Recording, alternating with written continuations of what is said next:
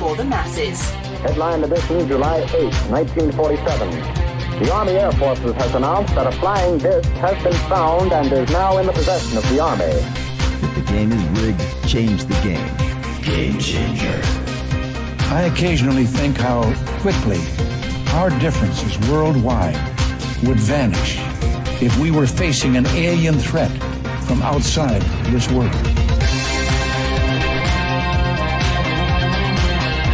This is Fade to Black with your host, Jimmy Church, on the Game Changer Radio Network and KGRA, the Global Radio Alliance.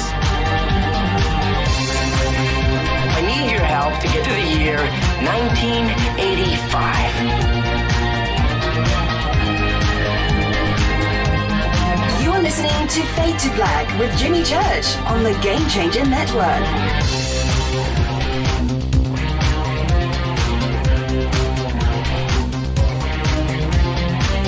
Good evening. Fade to Black. Bespoke radio for the masses. Yeah, man. How you doing? How you doing? It's Halloween weekend, folks. Today is Fadernight.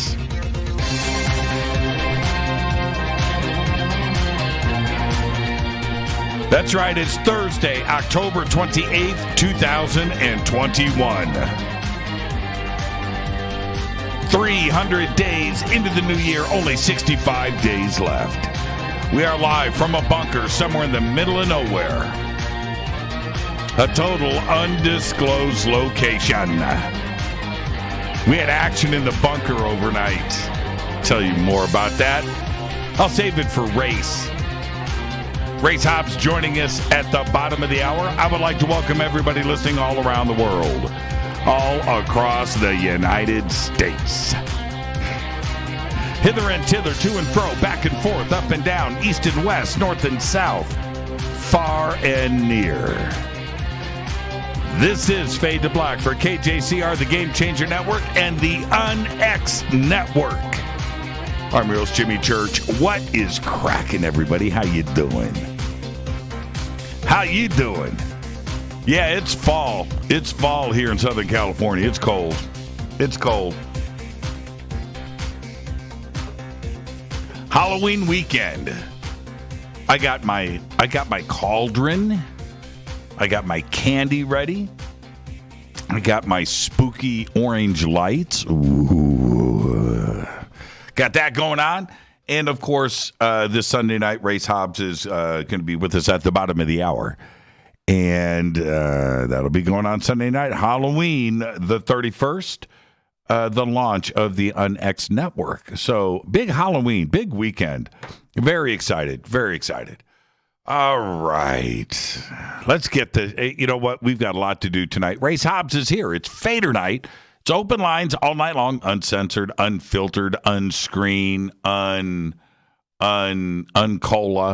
It's all of the uns happen on Fadernight. What a great night last night with Shaw the Loom Witch, too, as well, hearing from all of you guys getting your readings on. That was pretty cool. Our 8th annual Halloween special event with Shaw. Great night. And then crazy stuff started happening. And now I'm going to save it for Race. I'm going to talk a little bit more in just a bit. But very interesting. Very interesting. You know, and it's happening on Halloween weekend. I think it's Jim Harold's fault, myself. Now, but open lines all night long. So Race is going to be with us. Hopefully, you know, Race is game for taking some phone calls. I think he should. And I want everybody to go and follow UnX. I think it's KUNX. Is that what it is? I just tweeted it out. I don't have it memorized yet. And I think it's at KUNX. I'm going to flip back through here, see what I did. Let me see what I did. Yeah, at KUNXDB. All right, that stands for Digital Broadcaster, DB. And I've got a sneeze. Sneeze coming. I'm telling you, haunted house. I'm telling you, man. This place is haunted. Oh, man. I live in a haunted house. What am I going to do? Follow at KUNXDB, and that's the new network. I've got that up in Twitter, and Race will be with us at the bottom of the hour. Okay. And that's where I was going. Why did I feel the need to mention that now? There was something on my mind. I'm telling you, it's haunted. I am distracted. It's crazy. I will be at the Starworks USA UFOs All the Above and Beyond conference. It's coming up in just 2 weeks. 2 weeks. 2 weeks. July. November 12th through the 14th in Laughlin, Nevada. All going down at the Aquarius Hotel and Casino right there on the river in Laughlin. It is beautiful. Jacques Vallée, Paul Hynek, Grant Cameron. Yeah. Colin Andrews, Jaime Musan. Come and hang out with us. I'm going to have the Fade to Black booth there and hanging out with all of the Fadernauts. We got a casino downstairs. We've got restaurants. We've got the river. And the last time I was at the Aquarius Hotel, next to the hotel, there's this really nice pool area. And next to the pool area, it's kind of segregated, but next to that, they've got these ginormous cabanas that you can rent. And I got the feeling, because we threw a nice party there last time. Oh, man, it was great. And if you were there, you know what I'm talking about. But you know how we do it with the Fadernauts. So you can expect 1 or 2 nights, well, definitely one night, we're going to grab one of those cabanas. We're going to take it over, and it's going to be pizzas, food, drinks, shots, and stories. And we're all going to get together. So you want to be a part of that. Get your tickets now at StarWorksUSA.com. Tickets and info and the Aquarius Hotel. It's beautiful. It's gorgeous. And it's a mini Las Vegas. It really is. And you're going to spend all your time at the hotel, at the conference. You've got everything there that you need. So come and hang out with us. It's going to be great. All right? All right. I'm going to have the Fade to Black Jeep there, too. Maybe, I was going to, I'll bring all my night vision gear. How about I do that? And I'll bring some extra pairs of night vision. And I'll bring some binoculars. And I'll bring my stargazing binoculars. And let's head out to the desert. We should do that for one night. There is a really cool place to go and do that. Anyway, StarWorksUSA.com. Cannot wait. Man, I feel like going there a night early. Maybe I should stay an extra night. Yeah. And just drive back on Monday for the show. And then we could have Sunday night free. That would be the Skywatch night. I'm telling you right now. StarWorksUSA.com. Get your tickets and info and hotels. Get set up and come to hang out with all of us. All right. Now, I am checking. Renee sent me. She's like, Jimmy, man, the levels are low. I don't see the levels low. Okay, I don't see that. I think we're all fine. So if somebody can send me a text just to let me know. She's like, the levels are low on the website. And I didn't get that. Follow me on Twitter at JChurchRadio. You can follow me right there on Twitter and let me know if my audio is up to snuff. She's saying it's low, and I went and checked. One of the commercials was run low. I did see that, but I listened to it, and it sounded pretty good to me. So, but Renee is good, and she's been with us for a long time, and she's listened to every single show for years and years, and she knows, and so when she sends me the email, church, man, you got to fix this, or I'm out of here. And I'm like, Renee, and I panic because I trust Renee. But I didn't hear it. The one commercial was low. Okay. All right, Renee. We love you. The Sandbox is hashtag F2B on Twitter. We don't bite. Come and hang out with us. Hello to everybody out there. I'm watching you over there on YouTube. Guys are troublemakers. The Fade to Black chat room is open. I've already checked in over there too as well. Let's get to the breaking news. I announced this last week. Oh, wait. Man, see, interrupted on Twitter. Yes, I have one of these. It's really cool. Okay, hold on. It's talking about a guitar. I got it because it's exactly how I like my guitars. Maple neck and Floyd. There you go. All right. That's from HH. Yes, that I love the guitar. Yeah. Oh, he's talking about this one. That one right there. The Randy Rhoads. It's got a natural finish, oil finish, so it's not painted. It's a very cool guitar, but I like maple necks, Floyd Rose. Maple necks, Floyd Rose. I've got to modify this. I'm going to take the pickups out, put some Seymour Duncans in it. I just haven't. I got some Seymour Duncan pickups over on the workbench. I just haven't had a chance to get to it. All right, where am I at? As I announced last week, today Facebook changed its company name to Meta. That's right. After a shooting guard for the Los Angeles Lakers, Meta World Peace. That's right, they did it. Referring to Meta World Peace, that's what Zuckerberg said. Actually, he said the metaverse, but he referenced Meta World Peace and confronts the wide-ranging scrutiny of the real-world harms from its various platforms after a whistleblower leaked hundreds of internal documents.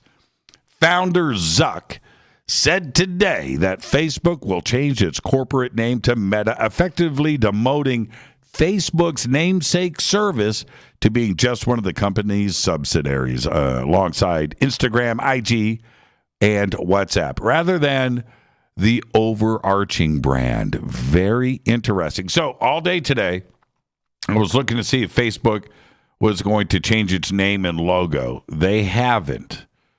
All right, they haven't done it yet. Will they do it?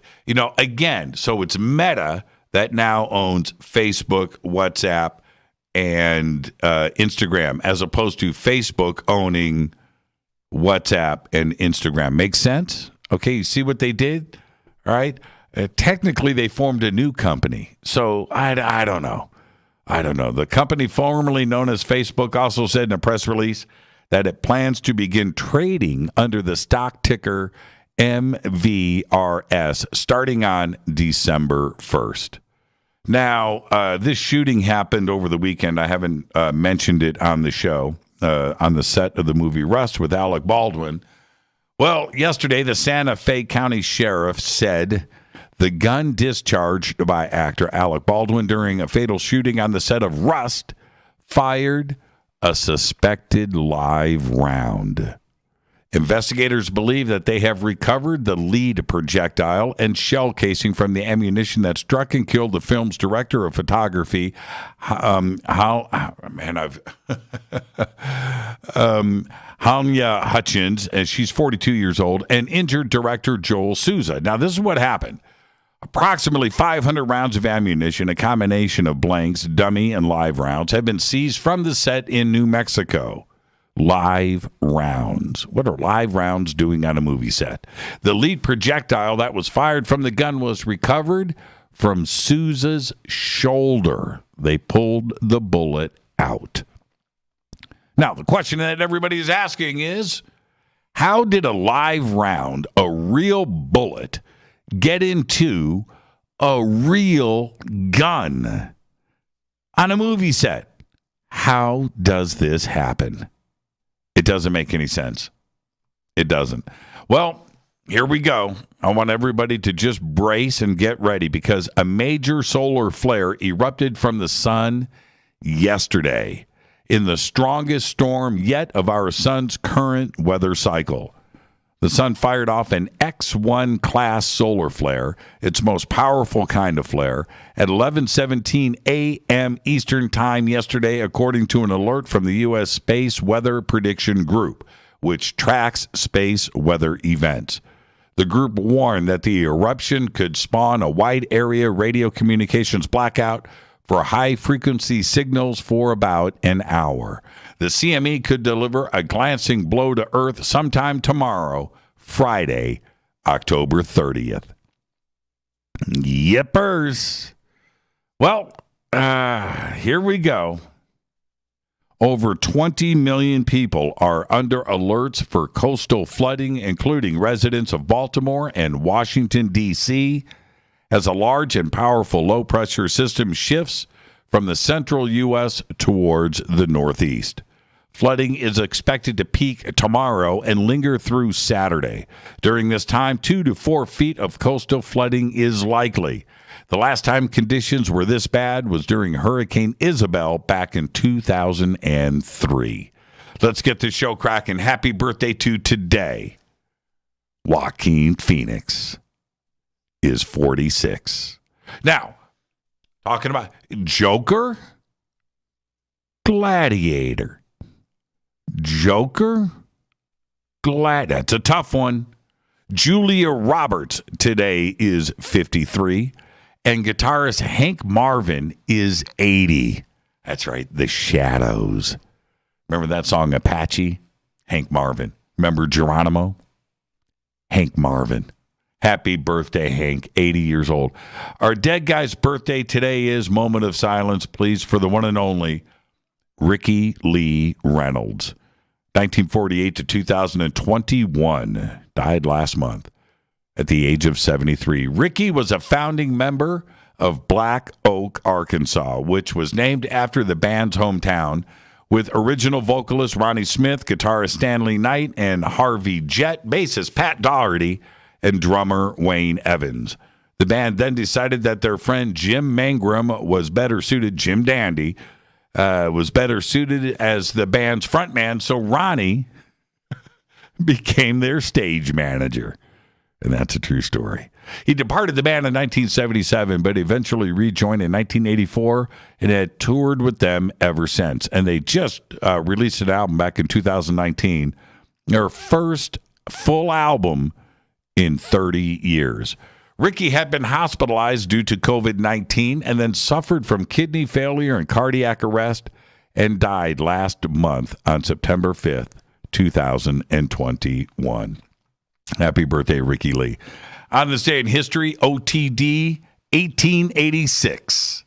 The Statue of Liberty, a gift of friendship from the people of France to the people of the United States, is dedicated in New York Harbor by President Grover Cleveland. Now, wasn't the Statue of Liberty originally a gift to the people of Egypt?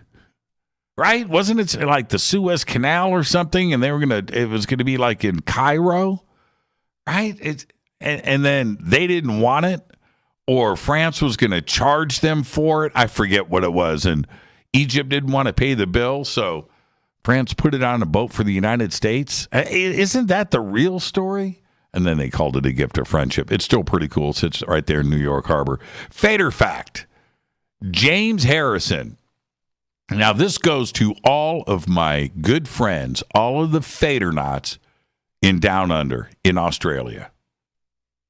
James Harrison, an Australian blood plasma donor, is known as the man with the golden arm. Why? His plasma composition is so unique, it cures rhesus disease. He has made over 1,100 donations and has saved over 2.5 million babies. That is your Fader fact. That's incredible. That's just incredible to me. Incredible. All right. Tonight, very special guest coming up in a few short minutes. Race Hobbs is here, and this is a very special Fader night. Now, we're going to have open lines. Everybody relax, but Race is going to join us, and hopefully he'll take some phone calls. But Race is going to join us and give us a little preview of the UnX Network that is premiering this Sunday night, October 31st on Halloween. So stay tuned for all of that. Right now, I'm going to hit this River Moon coffee because it's dark.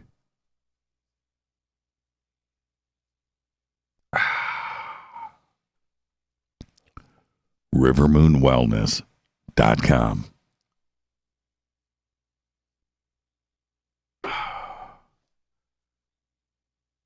I was walking through a hotel lobby by myself, and somebody is sitting in this like leather overstuffed chair. He's on the phone, and I come walking up, and he goes, "Honey," and I'm walking by him, right? He's sitting in his chair.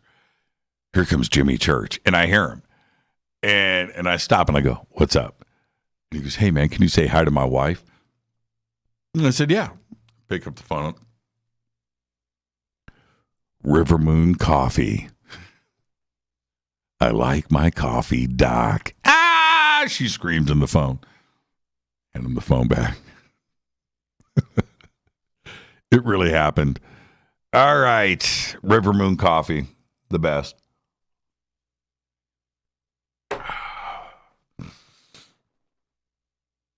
I am now convinced that my house is haunted. Completely convinced. I'm going to talk about more of these events with Race. He's going to be with us in a few short minutes. But talking with Jim Harold the other night, I didn't want to go all in. I didn't. I don't want to be, and here I am. I'm just going to offend everybody in my audience right now, but I don't want to be the crazy cat lady, with a ghost that she talks to. Right? You know what I mean? But I don't want to be. I don't want to be that. And now I believe in the paranormal and the supernatural and ghosts and the afterlife and multiple dimensions and the multiverse and parallel worlds and time travel and all of that. It's all real. I get it. And I've had my little paranormal incidents over the years, but nothing that I could really, convince myself. I had that little ghost sighting, and I talked to Jim Harold about that. And I don't even know if it was a ghost. I do know that the curtains pulled back and there was a face there. Could have been somebody in the house. Maybe somebody left the house. I don't know. It could have been a real person. I don't know. Felt ghosty to me, and especially felt ghosty after I found out from the landlord what was going on at this house, and the fact that everything was locked on the inside and it didn't seem like anybody could escape. So I convinced myself that it was probably a ghost. All right. But that isn't a real ghost encounter. That isn't a ghost adventures, thing. It's not. It's not. I had my little event on the Queen Mary, and with the Rathmans sitting right in front of me. And that thing with that voice, that happened in the air in front of it, that was pretty strange. That was real. Okay? But it's something else. And this is the deal. I live in an okay sized home alone. And this is the trip. This is why I'm now convinced that my house is haunted. I live here alone. I don't have anybody to blame things on. I don't have a dog running around. I don't have little kids running around that you can blame everything on. I don't have that. I live here alone. And technically speaking, nothing in this house should move unless I move it. You get what I'm saying?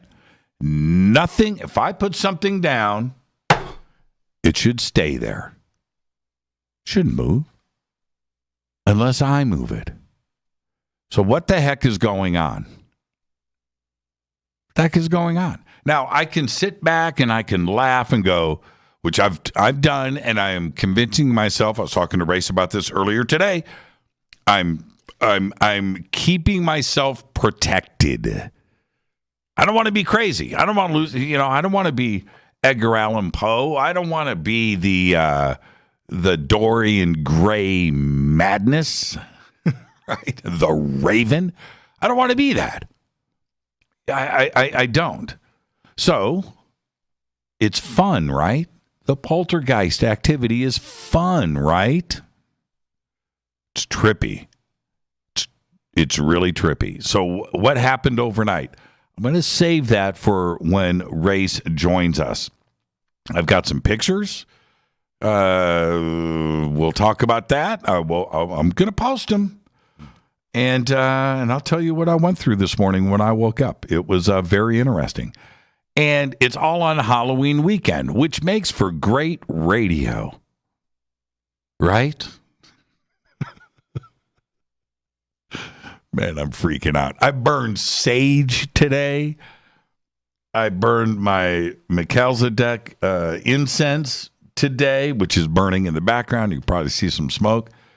Three sticks of incense of the good stuff today, man. Saging. I'm saging. This is Fade to Black. I am your host, Jimmy Church. Tonight is Fadernight. It is officially Halloween weekend. It's Halloween weekend.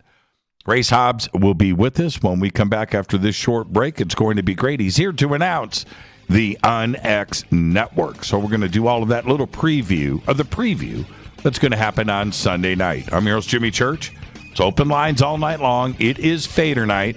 Stay right there. We'll get to your phone calls, and I'll open up the phone lines in a little bit. I'm your host, Jimmy Church. This is Fade to Black on the Game Changer Network, KJCR, and now the UnX Network. Stay with me.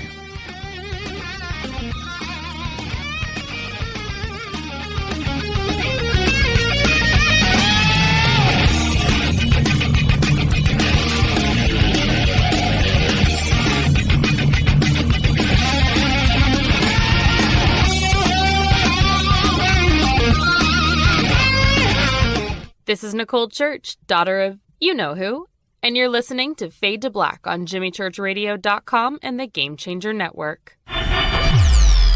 You're listening to Jimmy Church and Fade to Black on the X.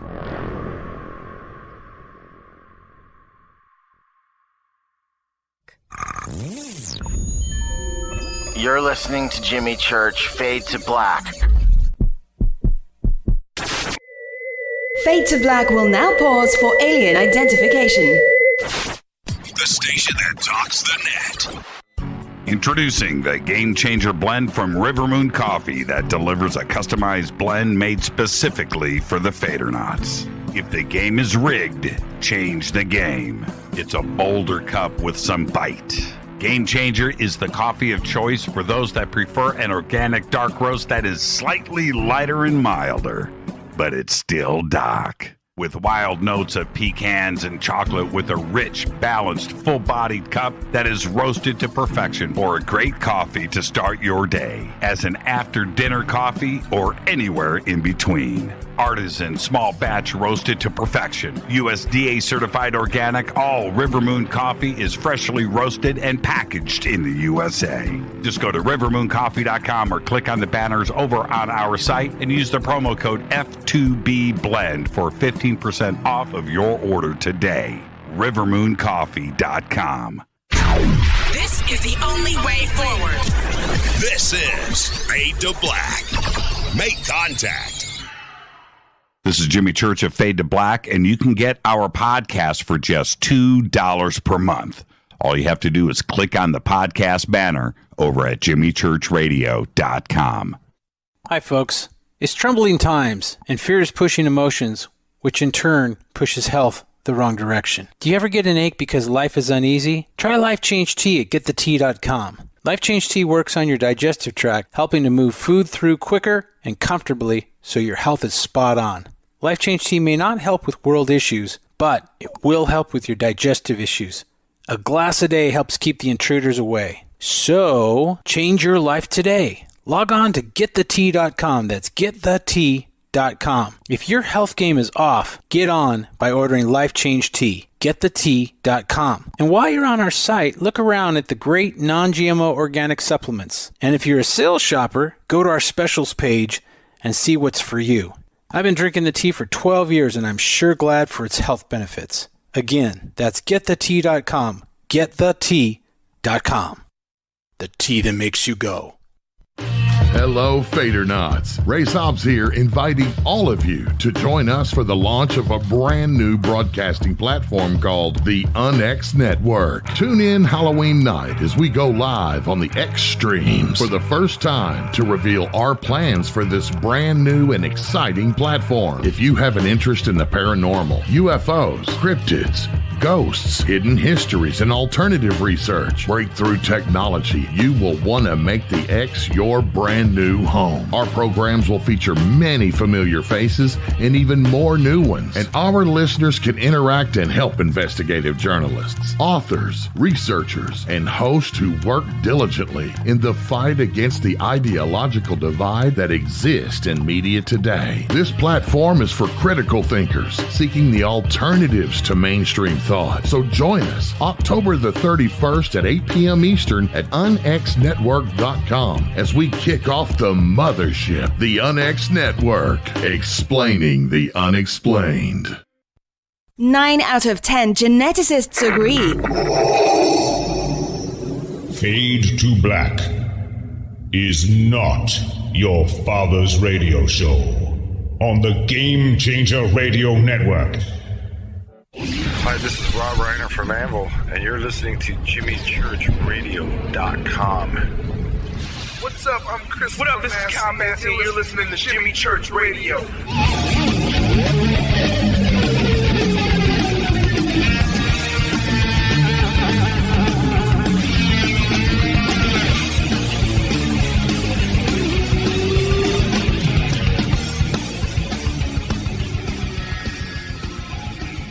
Welcome back, Fade to Black. I am your host, Jimmy Church. Tonight is Thursday. It's Halloween weekend. It's Thursday night. It is Fadernight. It's open lines all night long. I'll open up the phone lines in a bit. Well, they're already open. I've got people on hold. And if you're listening to me now and you get that hold music, you're one step closer to getting on the air.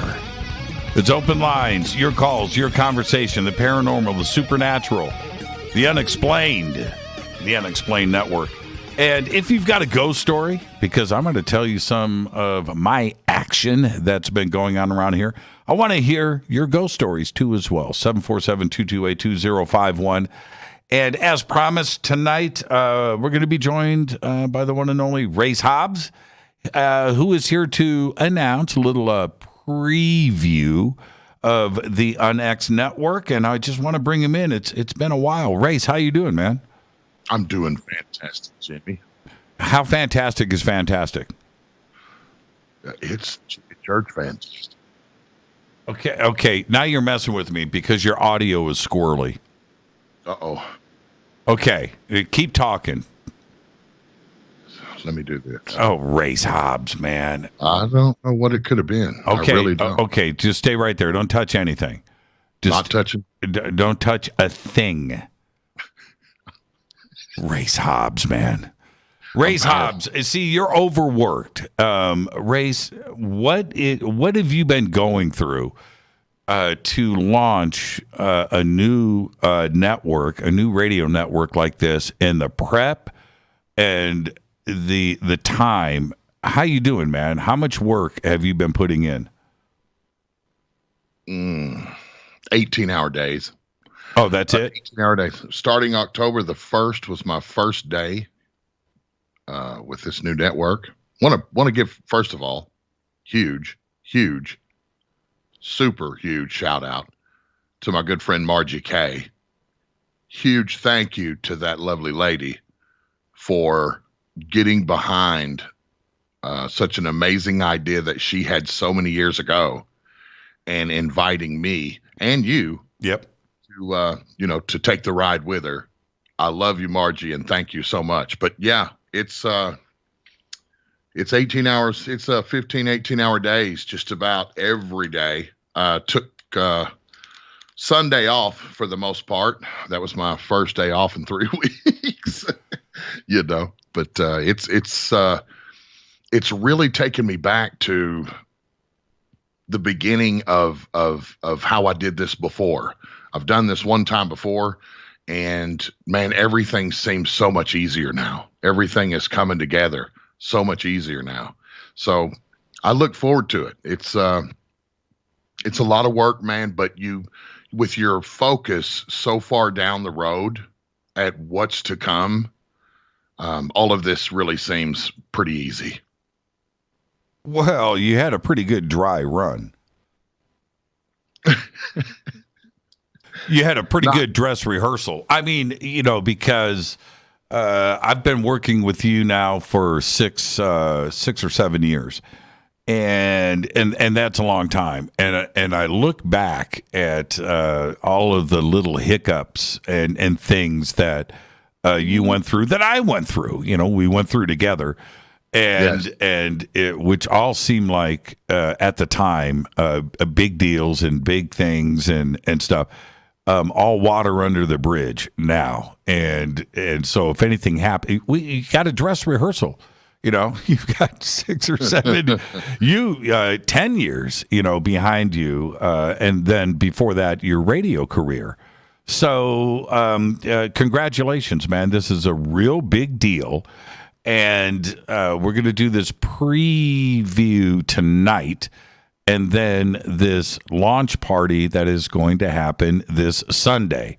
So let me kind of guide this ship a little bit with you, Race. You're the radio pro. I'm just a guy behind the microphone. So I'll walk you through this a little bit.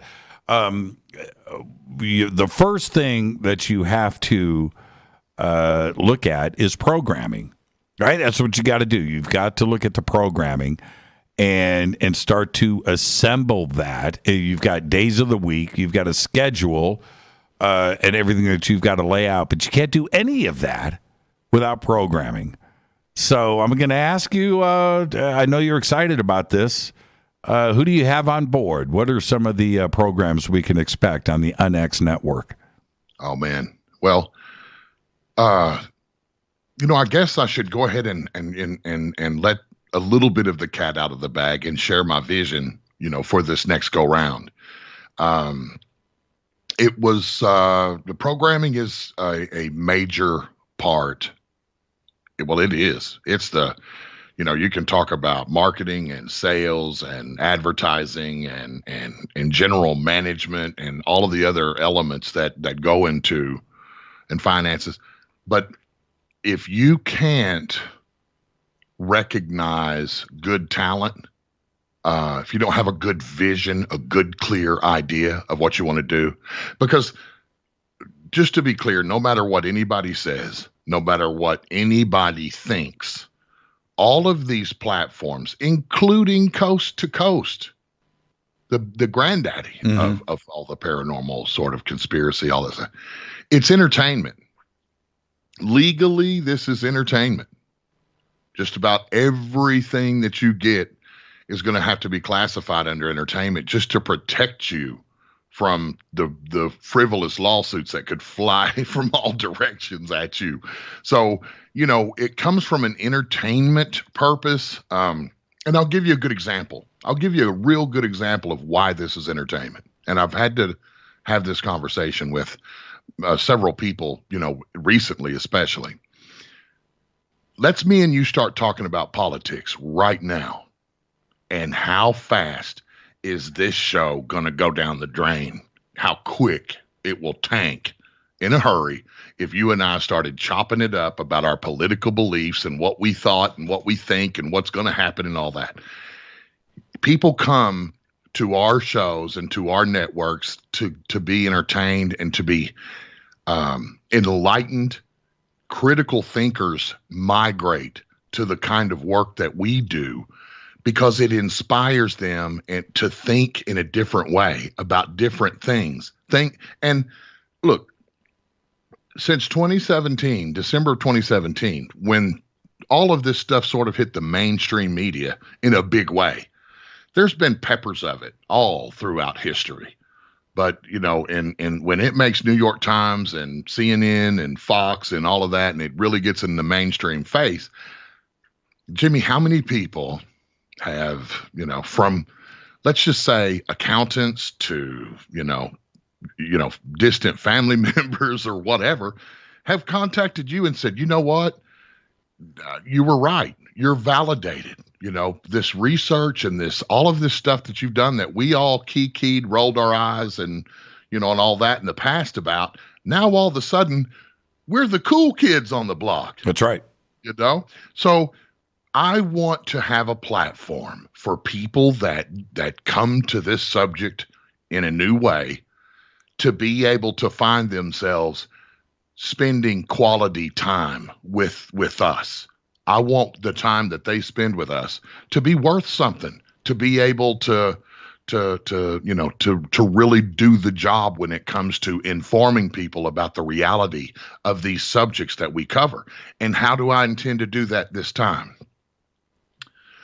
I have no doubt that, well, I'm going to put it to you like this. We don't have any competition, but there's a lot of people out there at this show listening and watching right now to every word we're saying, because they know, just like we know, that everybody loves something new. Everybody loves something new.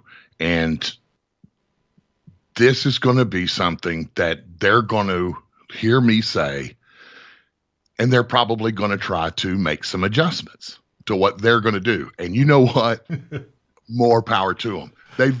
I've already seen it happen, and we haven't even gone live yet. Right.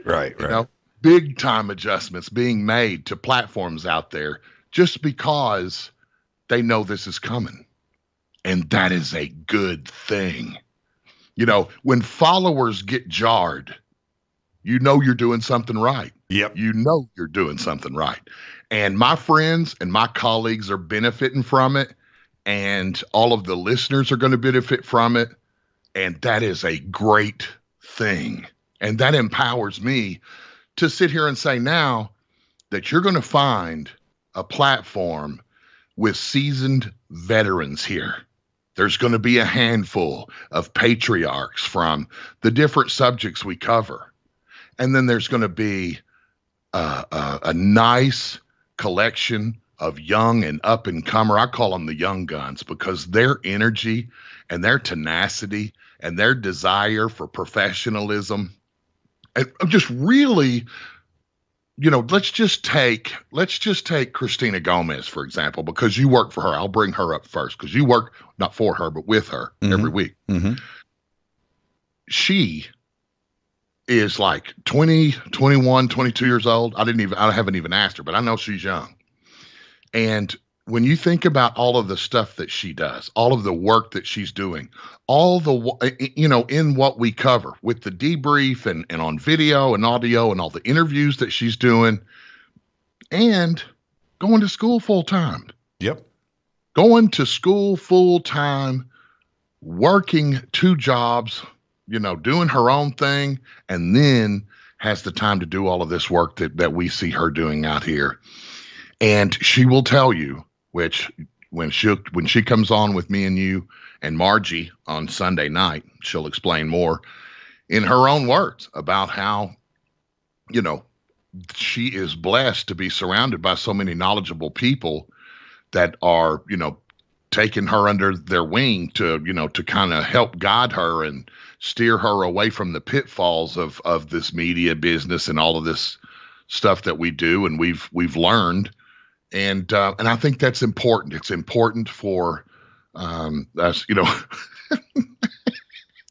I'm laughing, Rick. I'm laughing at Jimmy, but we was talking just a little early, Richard Dolan, right? I was on the phone with Richard today, and I was talking to him about that very thing, and he said, "You want to know something?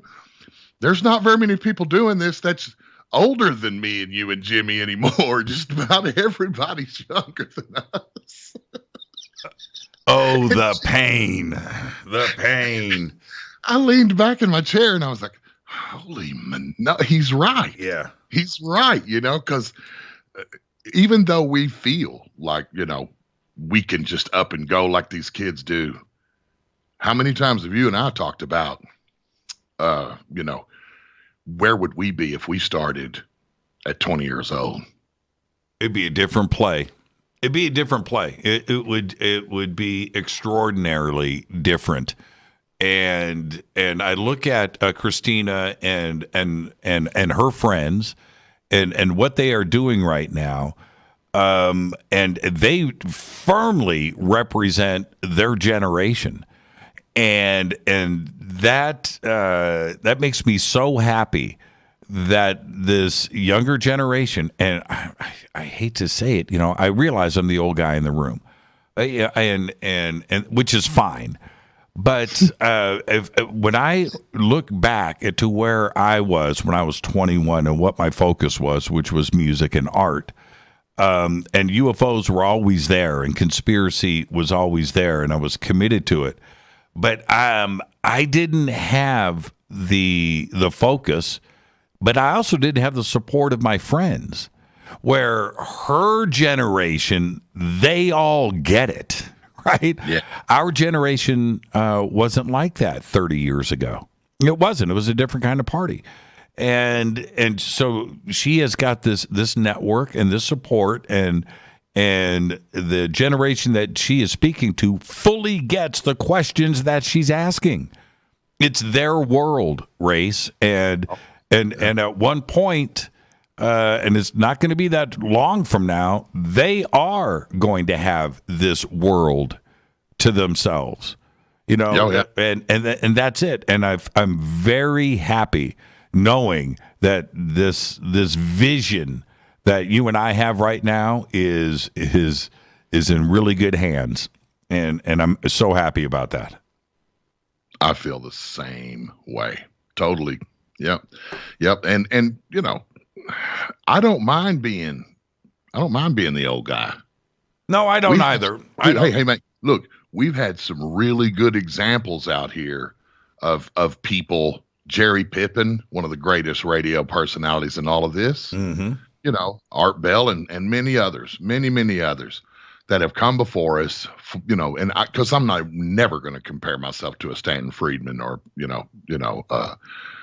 Jesse Marcel or anybody of those caliber cats, you know what I mean? But and another one I just posted, I had a memory that popped up in Facebook of a show I did with Jim Mars, and man, that's one of them heavy memories, you know what I mean? And you were close to Jim, very close. Mm-hmm.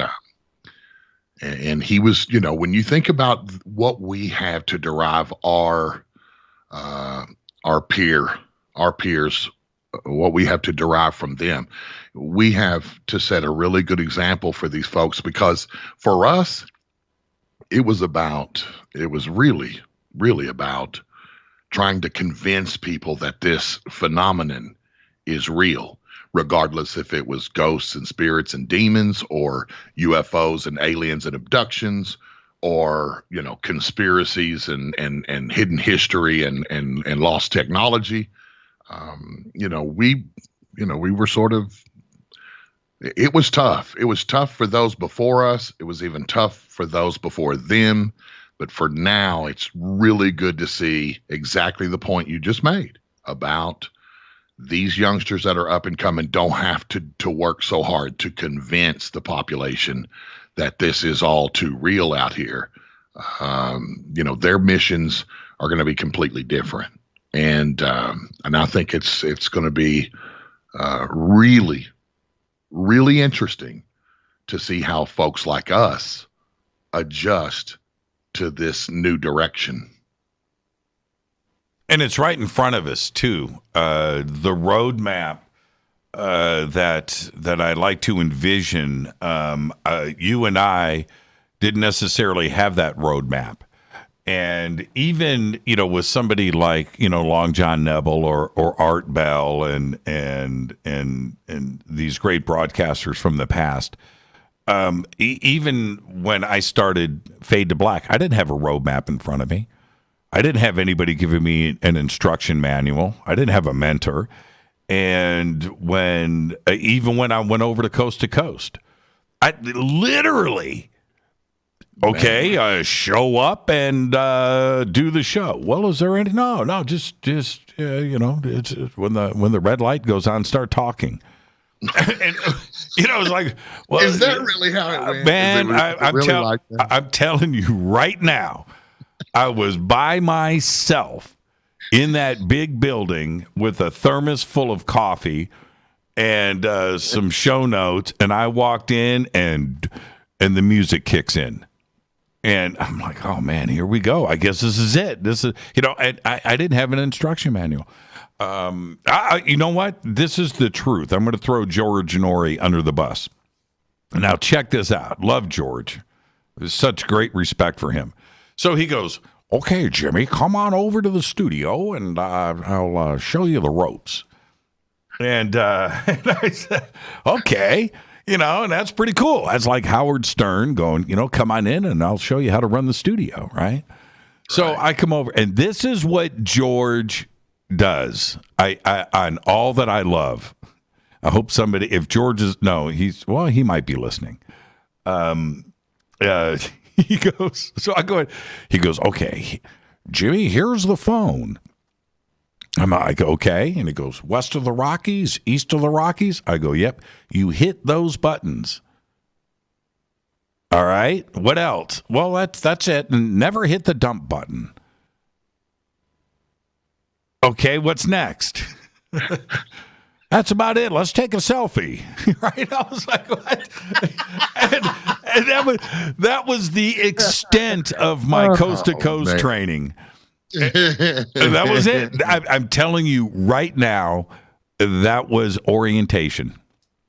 And so, but today, like with Christina or Ryan Sprague and others. Ryan Sprague is the old guy in the room now too as well. But let that soak in for a minute.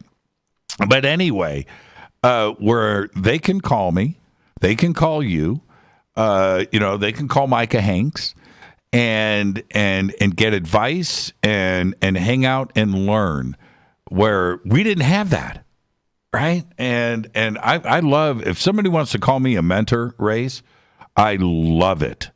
And I want everybody that hangs out with me to just go and succeed and just blossom, flourish, do your thing. And if there's anything I can do to help you, just let me know. And that's always been my mentality with this. That's it. Absolutely. That's, I couldn't tell you if I had a half of a penny for every time I've said that, I would be a rich man. Yeah. I'd be I'd be beyond rich. And that is a good way to be. That's a good play to make, to give. And then, be careful what you take. Because there's a lot of people out there that is willing to give, and they want something back. But I always try to be the kind of person that is willing to, to help others without the expectation of anything back. And there have been a lot of shows that have come to my network in the past that have gone on to do bigger and better things. And yes, when that happens, you throw the party of the century for them, and you throw them on your shoulders and you take them up there and deliver them to where they're going. Absolutely. And that's a really good thing to be a part of. Now, let's get back to, because we're going to hit this break here in about 3 minutes. Give us a quick rundown of some of the shows coming to UnX. You're going to be there for sure. Micah Hanks is going to be there for sure. There's a guy named Adam Rodriguez who does a show called 3PNR that's coming, and I'm really excited about him. Former professional pool player and MMA fighter, boxer, really a cultured individual that has a very good approach to a very new platform that he's bringing. Looking forward to that. Christina, of course, is coming. Jeff Kingsbury from Strange Recon, really good friend, young guy that's He's a veteran and really bright, strong cat that I'm looking forward to working with. How's it going, Jeff? I'm sure he's listening. Our good friend Billy Carson is coming. And wow, what a guy that is.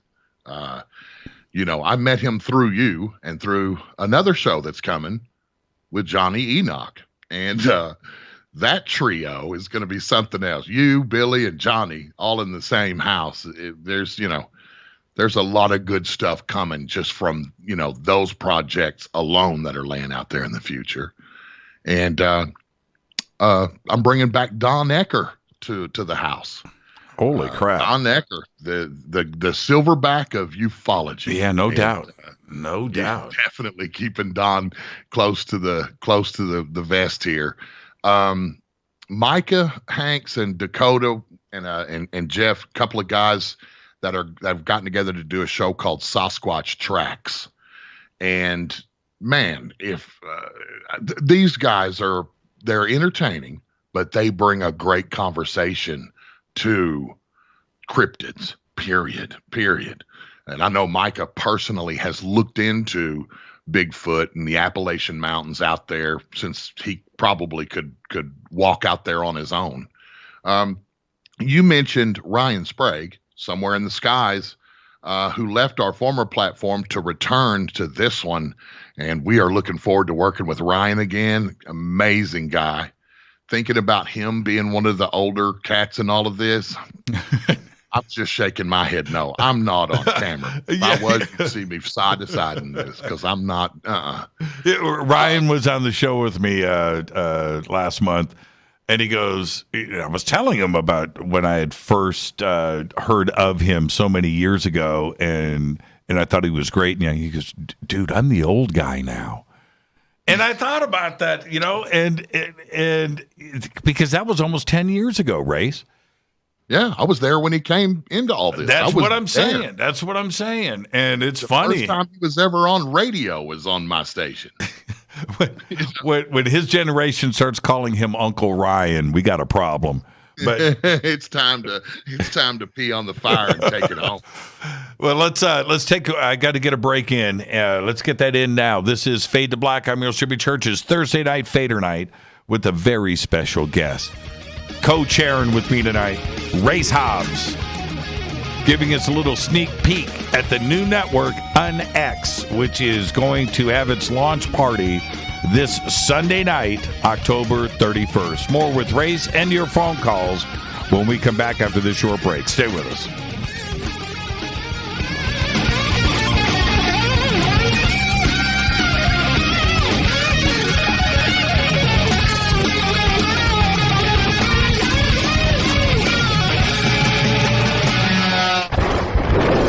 This is Fade to Black with Jimmy Church on the Game Changer Radio Network.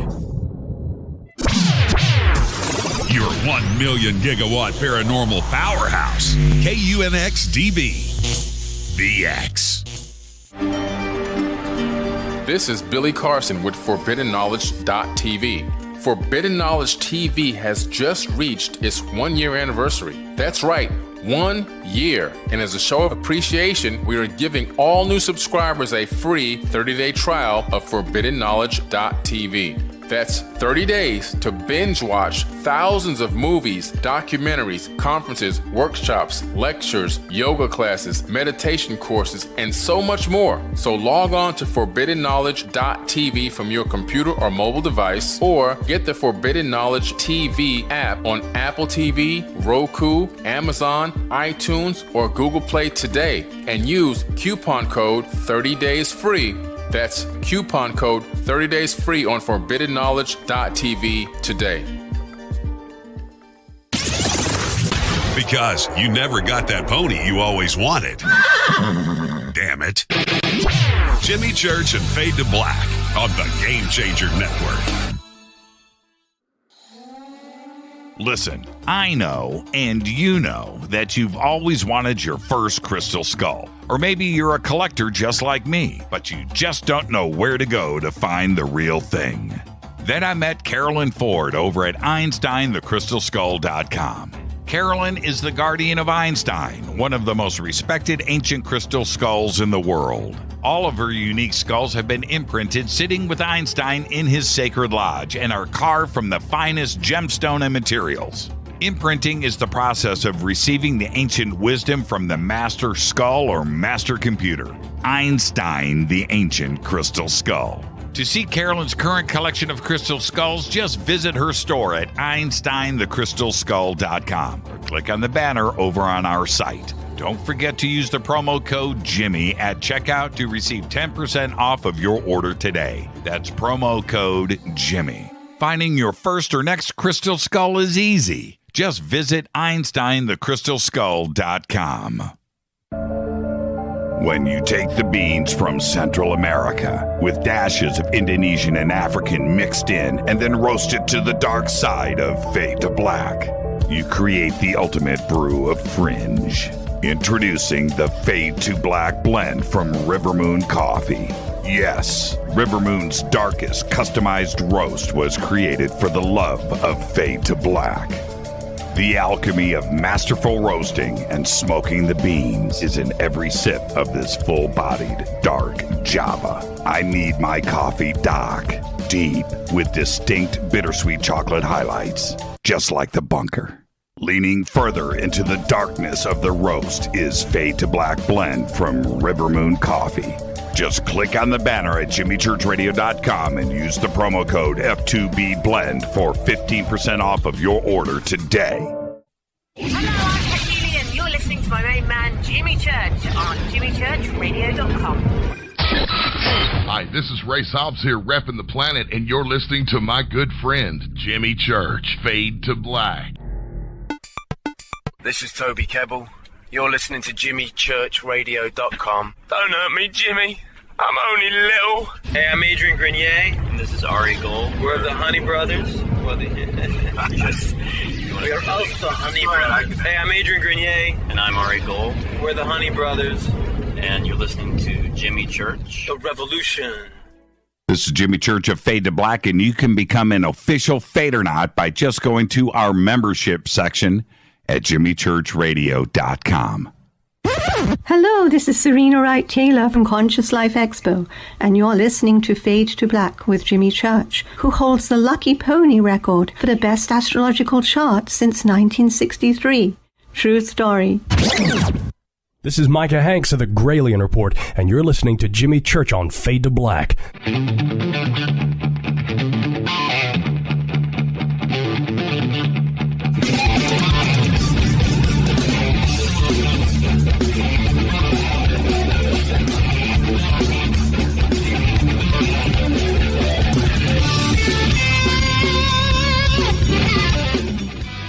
Welcome back, Fade to Black. I am your host, Jimmy Church. Thursday night, Fader night. Happy Halloween, everybody. It's Halloween weekend, and it is Fader night, so that means it is open lines. I've got Race Hobbs here, and this is what's crazy. Race, when was the last time you took a live phone call? Last time I was on your show. Last time. Oh, man. A couple of things, and I've got quite a few folks here that have been on hold for a while, and I want to start bringing them in. But it's Halloween weekend, and I want to tell some ghost stories. And I know that I did a little preemptive announcement about some stuff that went on here in the bunker overnight, and I'm going to tell everybody what went down. So we'll save that for a bit. But Race and I today were trading ghost stories, and Race had a haunted house that he was in for a while, and so I do want to get into some of that stuff. It was a lot of fun, that conversation we had today, and but let's bring in some phone calls. You want to? Let's do it. Yes, of course. Shout out to the Fadernauts, by the way. Usually I say that right out of the gate, and I stumped my toe coming in because that audio issue was my fault. I just want to say that to everybody. Jimmy never makes mistakes like that. Never. That.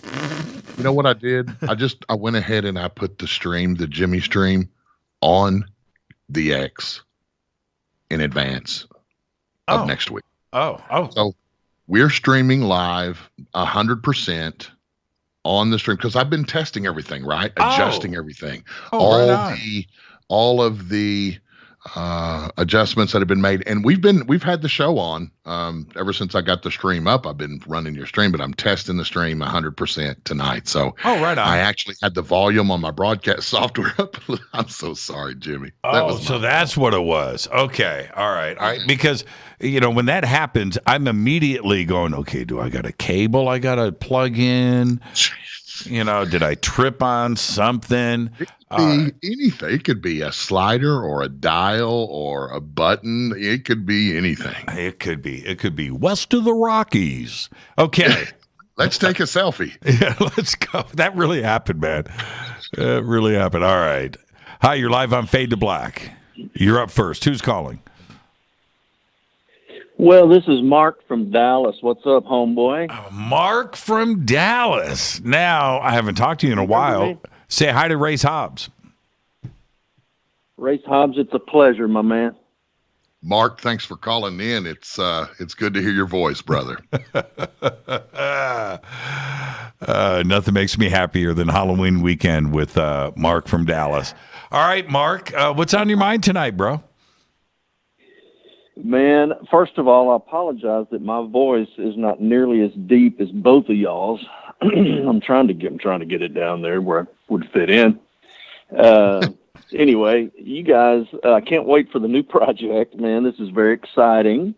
A lot of us are looking forward. Now, just to clarify, how do I listen to this? It's streaming. Is it similar to this? Will it also be on YouTube? Is it a podcast? What exactly is it? I don't know. Who do I ask to find that out? Oh, stop, Race. I'm just kidding, Mark. I'm just kidding. I'm just kidding. It's going to be this platform will be radio. It will be streaming video. There's going to be a lot of both. There will be podcasts available on all of the premium platforms. You're going to be able to go to iHeart and Apple Podcasts, Google Podcasts, Audible, Spreaker, of course, Spotify. You're going to be able to find all, and everything's going to be free here. Everything is free and available readily for everybody on demand and of course live. Well, I love it even more now. So that's the clarification I needed. Jimmy, I went and saw Dune last night at the big screen, and it blew me away, dude. It's done right. It's done with respect. It's visually stunning. I cannot wait. This is the new Star Wars. This is what Star Wars should look like. Disney's kind of ruined that franchise as far as I'm concerned. I'd love to hear your opinion. Well, oh man, let me give them mine real quick. Yeah, Race. What'd you think of the new Dune? 100% agreed with Mark. 100%. Visually, it is absolutely phenomenally stunning. I watched it on HBO Max, and I would have done anything to be able to see it, in the big screen. But I agree with him as well on the Star Wars aspect. I think that, I don't mean to, but it, yeah. Yeah, I think that Disney has shot it in the foot for sure. Yeah, I think that Disney did try with the last two Star Wars, trying to get back to their roots, right? And trying to, what made the original Star Wars so great. Those first three films really set the standard. And I still go back, in my opinion, the best Star Wars is still the first one. Which they call what now, episode 4 or episode 6 or episode 12, I don't know. But the original 1977 is still the best Star Wars. And there's reasons for comparison right there, Mark. I think that's very interesting. I think it's valid that this film was 100% following Herbert's vision. and it followed the book. It didn't violate anything. And I haven't heard too many critics out there. It's very difficult to criticize this film. I mean, what is it? Where are you going to go that would seem like something valid that would discredit the film or make the film unwatchable? Or, you know what, I'm going to pass on I can't recommend this film. It's not there. There isn't anything that glaringly sticks out that would cause a bad review. And that's my opinion, but yeah, go ahead, Mark. To me, it's original Star Wars. I love that. Original Star Wars meets Game of Thrones. Plus, one of the things I noticed about this, and I don't know if y'all notice this as much, but they kind of bring more religion into this. The religions of the planets. Well, if you go back to Herbert's books. The first time I had ever read the word jihad was in his books. Yeah. Okay, I know exactly where you're going. Me too. Yeah. And so I get it. I remember, I was just a kid, and I'm reading and I'm like, jihad, holy war, right? I know. But Herbert always had that in his books. And they definitely stayed right there. Denise and the producers and everybody else that was involved in this film stayed right there. It is following Herbert's storyline. And most of it are direct quotes right out of the book. Well, look, this is something I don't think we've ever talked about before, but it only makes sense. Let's say that we became interplanetary tomorrow, and we can instantly go visit other planets and other races. Do you not think they will have religions just exactly the way we have developed them here? Of course they will. Some will, some won't, but I bet most of them will have some sort of a deity that they worship. Do you? Yeah, I can only look. Okay, now there's two ways to look at that. Okay, so the first, and this is where I go, the first way to view all of this is, what have we done here on Earth as we have evolved as a civilization, right? What have we done?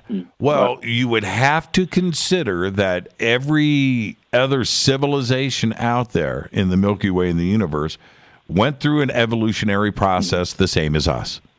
And everything that we have gone through and continue to go through, they have also experienced. That's number one. But the second, and that's where I fall, but the second way to look at this is the religious aspect in the creation of the universe, right? And so exactly. Wouldn't there be, and I've asked every religious scholar that's been on this show, and you've heard me ask this question over and over again, is there a baby Jesus in Zeta Reticuli? Right? Right? Yeah. Because if this is a creation of God, then has everybody else experienced that part of the creation story and the way the Bible is written? And that's it. I don't think there's a third view here.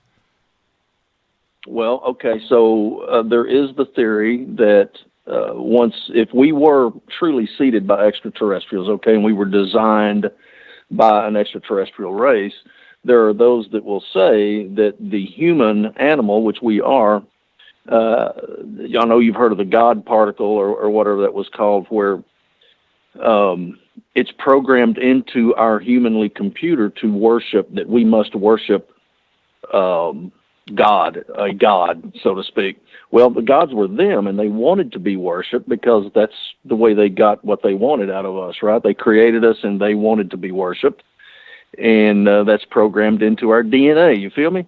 I do, and let's not forget, one of the lines from the Bible. I'm going to tear this up. Race is biblical scholar here. He's on top of the religion game, and I am not. But is this that man was created in God's image? Now, if you just take that and you consider the ET component, the ancient aliens component, and what that line means, DNA is universal, and we could expect the exact same process going down on any planet, on any star system, at any star system that has intelligent life, and that they're created in God's image. And is it cloning? Well, is it cloning? Is it DNA splicing? Is it panspermia? Correct. You can apply any scientific methodology to that to decipher and extrapolate what that line means in the Bible. But I think it's right there, and I'm okay with it. Agree. I'm okay with it. Race. Yeah. Race. Hold on. Let me ask the biblical scholar. Race. That line, in man created in God's image. I don't think it's word for word, but that line. Are you comfortable with that being something like an ET component? It's possible. It's very possible. I've seen in the news as of late. There were some cats, not on the news, but in social media, that were wanting someone to explain, how come the Pope would say that he would baptize an alien if one, came before him and that kind of thing. The Catholic Church looks at it as though they would be our brothers. They don't look at it. Catholics don't look at it in a way that, they're, separatists from the creation of God. Right. God created everything. So for the Bible to say that we were created, in the image of God is, with all due respect, I'm short of words really to describe how I feel about that. But I think it's important to note. Yeah, I get that. We're all humans. We're all a creature of millions of creatures on this earth that we're just trying to wrap our minds around something that is so far beyond anything that we could comprehend. I tend to think now, from what Jimmy just said, that if we could be before God himself, we couldn't see him. We couldn't absorb God from the brightness of his light. It's just so more profound than we can really comprehend. I mean, so many wonderful, when I think about, going out into a boat where you can't see land anymore and it's crystal clear blue. And me and Jimmy and Mark, we just, we stop where we're at and we just jump over the side. We've got our little goggles on and our snorkel on, and we're swimming and paddling around and enjoying the crystal blue water, right, and the sunshine. And then all of a sudden we start to see this thing down below us. It's a little, dark spot. And then it's getting bigger and slowly getting bigger and slowly getting bigger. And then we see gigantic bubbles coming up. And then it gets bigger and bigger and bigger and bigger and bigger and bigger. And then there's a whale. We can see that it's a living mammal that's starting to approach us. And the closer it gets, the more it looks like a cruise ship under the water, And it is so gigantic compared to us. Like, we're not even the size of its eyeball. This thing is massive, and it sits there, and it comes right up, and it looks right at us. It's not eating us. It's not trying to hurt us. It's just looking at us, and it's wondering what we are.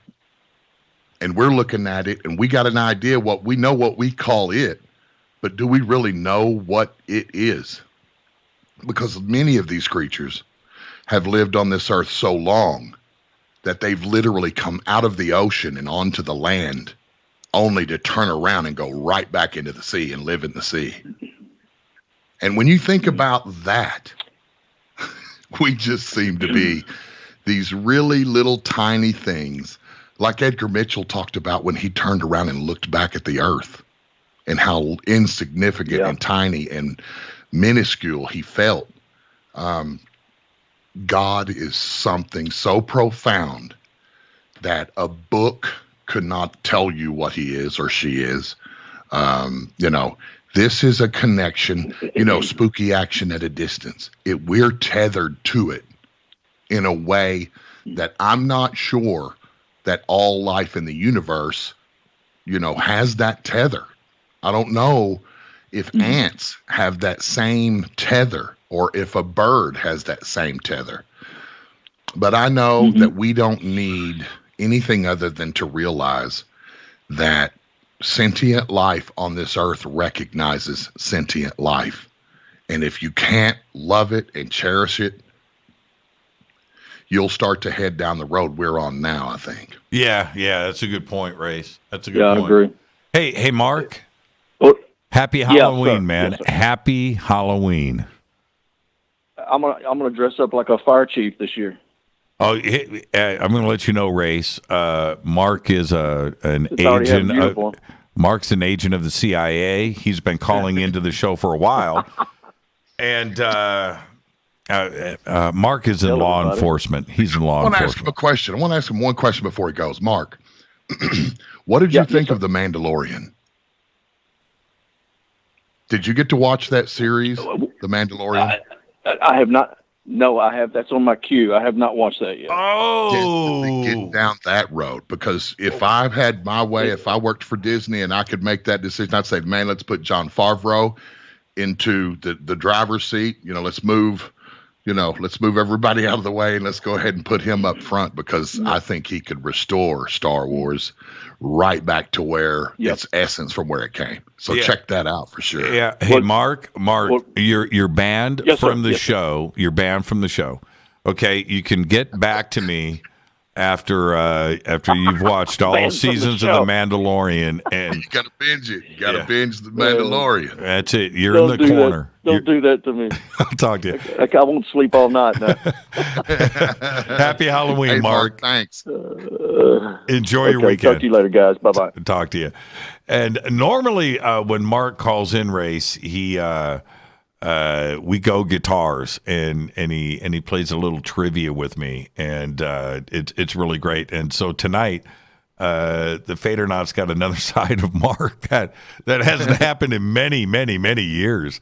And that was pretty cool. He's great, man. He's got a big ranch out there in Dallas, and I've heard him on your show before. Yeah, he's great. I've heard him call in before for sure. Yeah. Mark is he's one of those you don't forget. No, he's awesome. He's totally awesome. Well, okay. I've got plenty of calls on hold. Everybody just stay right there. And when we come back, we'll get into this activity in the bunker. I have promised everybody that. We'll take some more phone calls. We have Race Hobbs here with us. And again, Race, you want to stay and continue taking phone calls? Or do you got to get some sleep? I've got to go. I've got silly putty in stock. Oh, and, stop. Of course I'm staying. I would Silly love to putty stay. and Thank you for asking. Got Yes. it. Oh, now don't forget, I've still got about 3 or 4 more shows I've got to say. I thought you were going to save that for Sunday. Okay. Well, I was, okay. All right. no, wait a minute. Okay. Keep going. Give me some more names. I'm excited. Well, I was going to talk about, and we've still got a lot more coming, but I'm going to go ahead and say a few more real quick. Nick Hunter, he does the UFO Chronicles podcast. Oh, man. He's over in the UK. Great personality. Great. Man. Very smart. Very, very, very nice program. Wow. He, what I like about him? His sort of mantra with his program, with his podcast, is less host and more guest.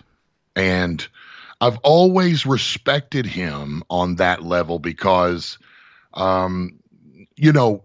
he has all these people that write him and contact him about their experiences, their sightings, their exposure to these phenomenon, and he allows them his platform to share all that with the listener. And I'm telling you, man, driving down the road on a long journey, listening to Nick's program, man, the time just flies right by.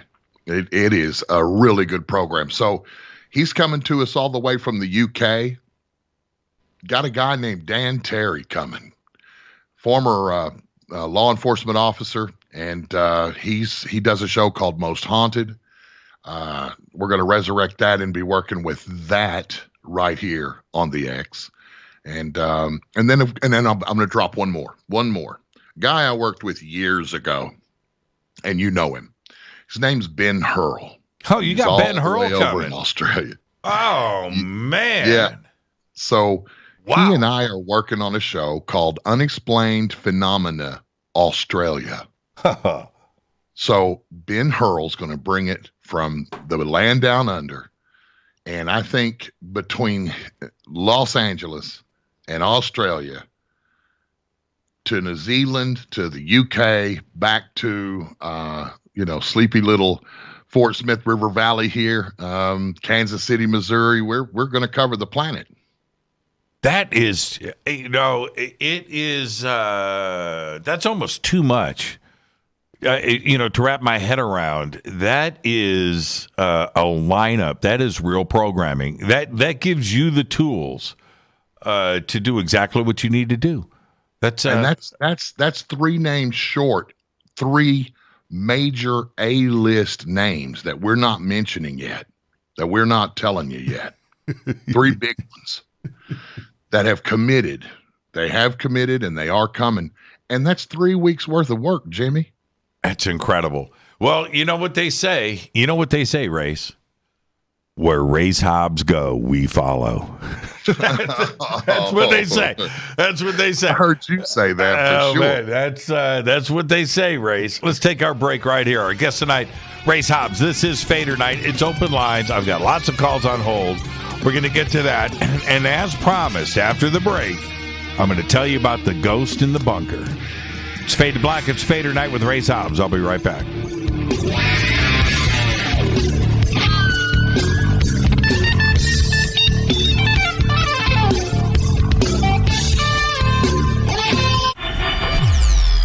You're listening to Jimmy Church and Fade to Black on the X.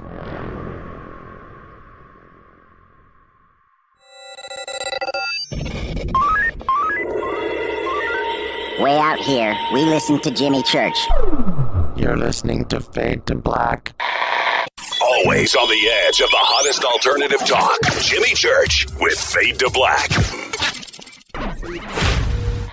¿Qué tal, mis amigos? Yo soy Mario Carson, el tiburón, y los invito para que escuchen a mi buen amigo Jimmy Church Radio. ¡Claro que sí! Hello, Fadernauts. Race Hobbs here, inviting all of you to join us for the launch of a brand new broadcasting platform called the UnX Network. Tune in Halloween night as we go live on the X streams for the first time to reveal our plans for this brand new and exciting platform. If you have an interest in the paranormal, UFOs, cryptids, ghosts, hidden histories, and alternative research, breakthrough technology, you will want to make the X your brand new home. Our programs will feature many familiar faces and even more new ones. And our listeners can interact and help investigative journalists, authors, researchers, and hosts who work diligently in the fight against the ideological divide that exists in media today. This platform is for critical thinkers seeking the alternatives to mainstream thought. So join us October the 31st at 8 p.m. Eastern at unxnetwork.com as we kick off the mothership, the UnX Network, explaining the unexplained. Fadernauts. When you think about the future of our country and where we're headed, do you wonder about the food supply? I do. Disruptions in the food supply chain could be disastrous, and they usually occur with little warning. That's why the smartest thing you can do today is to stockpile emergency food, water, and other essentials. I personally recommend My Patriot Supply. They're the nation's largest emergency preparedness company, serving millions of customers for more than a decade. In fact, they're the only source my family trusts for our preparedness plan. You should too. Right now, save 20% off a full 4-week supply of delicious meals that provide 2,000 calories a day. Saving 20% helps too, doesn't it? Especially now. So go to preparewithjimmy.com and get ready. That's preparewithjimmy.com. There's no time to lose. Do it now. Fadernauts. When you think about the future of our country and where we're headed, do you wonder about the food supply? I do. Disruptions in the food supply chain could be disastrous, and they usually occur with little warning. That's why the smartest thing you can do today is to stockpile emergency food, water, and other essentials. I personally recommend My Patriot Supply. They're the nation's largest emergency preparedness company, serving millions of customers for more than a decade. In fact, they're the only source my family trusts for our preparedness plan. You should too. Right now, save 20% off a full 4-week supply of delicious meals that provide 2,000 calories a day. Saving 20% helps too, doesn't it? Especially now. So go to preparewithjimmy.com and get ready. That's preparewithjimmy.com. There's no time to lose. Do it now. So, you love talk radio? Then you'll love TalkStreamLive.com. TalkStream Live is always on, 24/7 with the best streaming talk shows. Find your favorite talkers and discover some new ones. It's free, readily available online or on mobile with any smartphone or tablet. Finding your favorite talk shows all in one place has gotten a whole lot easier. Just go to TalkStreamLive.com. Be sure to download the free apps from Google Play or the iTunes App Store. You listen to us, and we listen to you. And so does the CIA. You are listening to Fade to Black with Jimmy Church on the Game Changer Network. Oi, oi, I'm Reese Evans. You're listening to Jimmy Church. This is Revolution. The revolution will not be televised. The revolution is on radio. Ciao.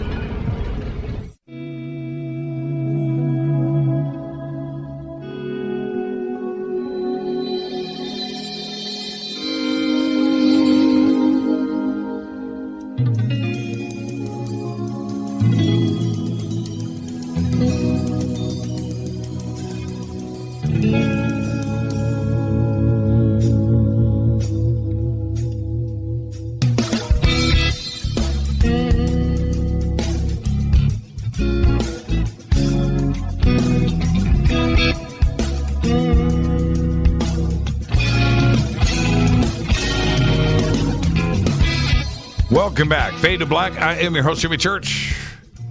It is Thursday night. It is Fader night. It's open lines all night long.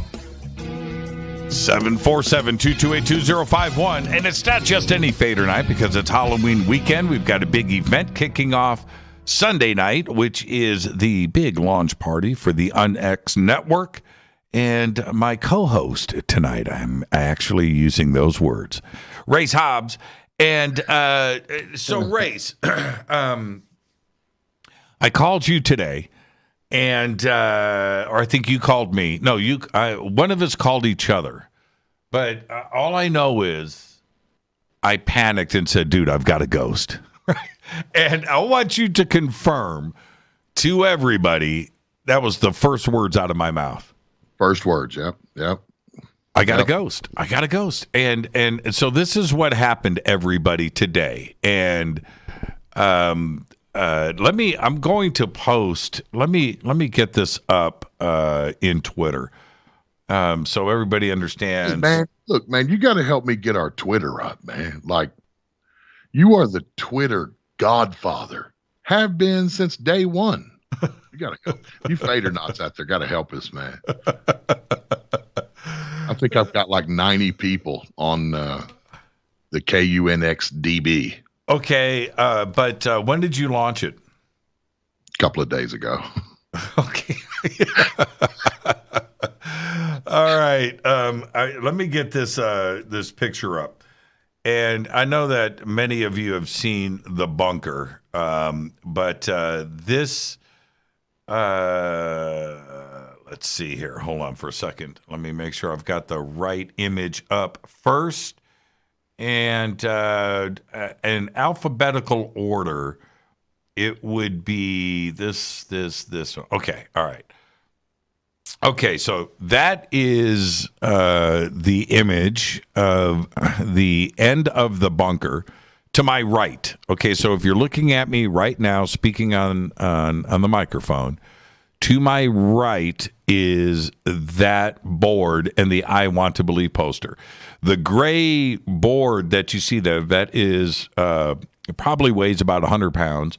That is an acoustic treatment board that is framed, and it's plywood with gray acoustic carpeting over the top of it. It's very nice. And that's mounted to the wall. And if you look really closely at this picture, let me see. Yeah, you can see on the right edge, you can see the metal brackets where this is mounted to the wall. Okay, all right.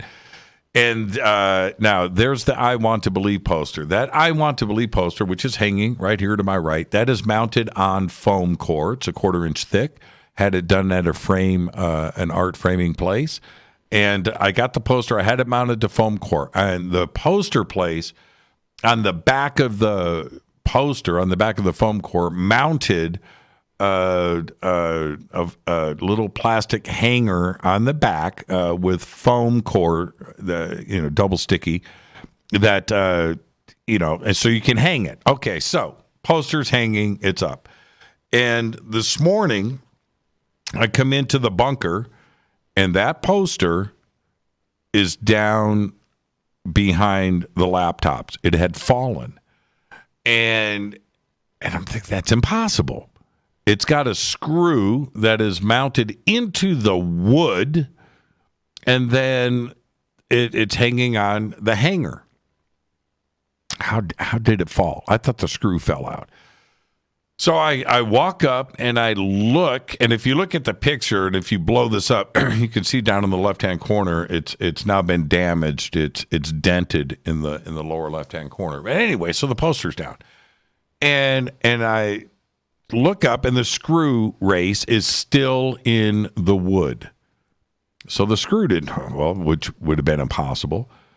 And then I look on the back of the poster, and the foam double sticky hanger thing had fallen off. And I look down, I get out my flashlight, and you can see the flashlight in the picture. There's a flashlight right there. Get out the flashlight. You can't take a picture of anything in Jimmy's house without a flashlight being said. It's Where's Waldo? There's a flashlight in every picture, no doubt. And so here, I'm holding this up to the camera. This is the double sticky hanger that fell off on the back of the poster. The poster's remounted, but here's the double sticky hanger that fell off. And I pick it up, and I'm looking for the hook part that was on the top of the hanger and I'm like, wait a minute. Where's the hooky thing that, and it somehow, and this is thick. This is like a credit card. It's thick. The hanger part is missing. Now, how did the hanger part, I want everybody to look at this piece of thick credit card, thick plastic. The hanger part is been ripped off. And now I'm confused. I'm like, okay, if this came unstuck from the back of the poster, okay, fine. Okay, I get that. But the hanger part is broken off the plastic. And this is also on the floor. So I get out the flashlight. I'm looking all over the floor, and I find the hanger part, which is below my chair. It's over here. And I find the hanger part. And I'm looking at the hanger. I'm looking at the poster. I'm thinking, how did this break off of here? How did this come unglued? What is going on? I take the hanger part, and I had to bend it. This is the part that broke off. I take out, these, and I bend it back. I get out my 3M double sticky tape, which all studios needs to have, the 3M foam core double sticky tape. I cut the pieces off. I mounted to the little hanger section that broke off of this, and I remount that to the back of the poster, and now that is mounted back on the wall. This is the part that broke by itself. It doesn't make any sense, and so now it gets stranger. All right, so now I'm going to post these next two images, and one of them I didn't even realize that I took a picture of, and I'm going to post these now. This is the other. Okay, I'm going to capitalize this. This is the other foam core incident, because it didn't stop there. And let me hashtag this. As you can see, I'm totally prepared for the show, Race. I'm totally prepared. It is these two images, which is this and this. Now I'm posting this. Now, I want everybody to go, hashtag F2B, go to the sandbox. These next two images, I get the foam core mounted, I get it up, and I sit down in my chair, and I spin around like this in the studio, and I look, and down in the corner of the studio is black foam core in the middle of my floor. Now, and I stop and I grab my phone and I snap a picture, and that is image number 1. It had fallen. Image number 2 is me placing the foam core back underneath the shelf where it's been for a month and a half. It has not moved. And it could, if it would have slid down off of the wall, it would have been blocked by my toolbox that is sitting right there. And it somehow flipped sideways and is in the middle of the floor. Now, I can't explain that. So I call Race. And now, after the foam core incident now I've got 2 foam core incidents happening in the bunker overnight. There's got to be a connection. I don't know what the foam core ghost is got on his mind. I don't. But after me getting this mounted up and I'm just thinking about how this broke off and the hook that came separated from the plastic, I'm just like totally confused. And I turn around and then I see this foam core sitting over here on the floor. So I take a picture. Now my heart is like tripping, and I take a picture of that. I go over and put the foam core back, and I'm sitting down. And now when I went over and put the foam core back, I'm moving it around. I'm like, how would it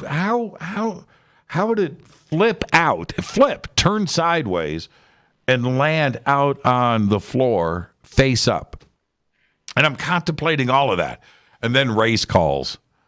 And I'm like, dude, I got a ghost. I got a friggin' ghost. I've got a ghost in the house. And I don't have any other way to look at this, Race. There's something going on. And I had said at the beginning of the show, I live in this house alone. Technically, nothing should move unless I move it. Right? You put something down on a table. You put something down, it stays there. I don't have anybody to blame this on. No, you don't have any kids or stepkids or, Which I would blame in a second. I would blame the kids in a second. I didn't do it. Yes, you did, because I didn't. Who's been in here? Right. I didn't do it. My office. Yes, right. So I can't explain it. Foam core, man. Foam core. I don't get it. This plastic piece, and I'll say it again, this is as thick as a credit card. This isn't some flimsy little thing. And the hook part, they don't make these to hang heavy pictures if the hook on the top just breaks off. Right? It's not that kind of party. and it was missing. How that's separated is that's a tough one. It's freaking me out. Now, is it okay to be okay with a ghost, right? Or do you try to defeat the ghost, right? do you bring in a priest? Do you bring in Zach Bagans? Do you bring in Tony Rathman and Cherie, right? Do you bring them in to exercise the house? I don't know. Or do you just live with it? We could leave Zach at home because, like, I'm a Rathman fan.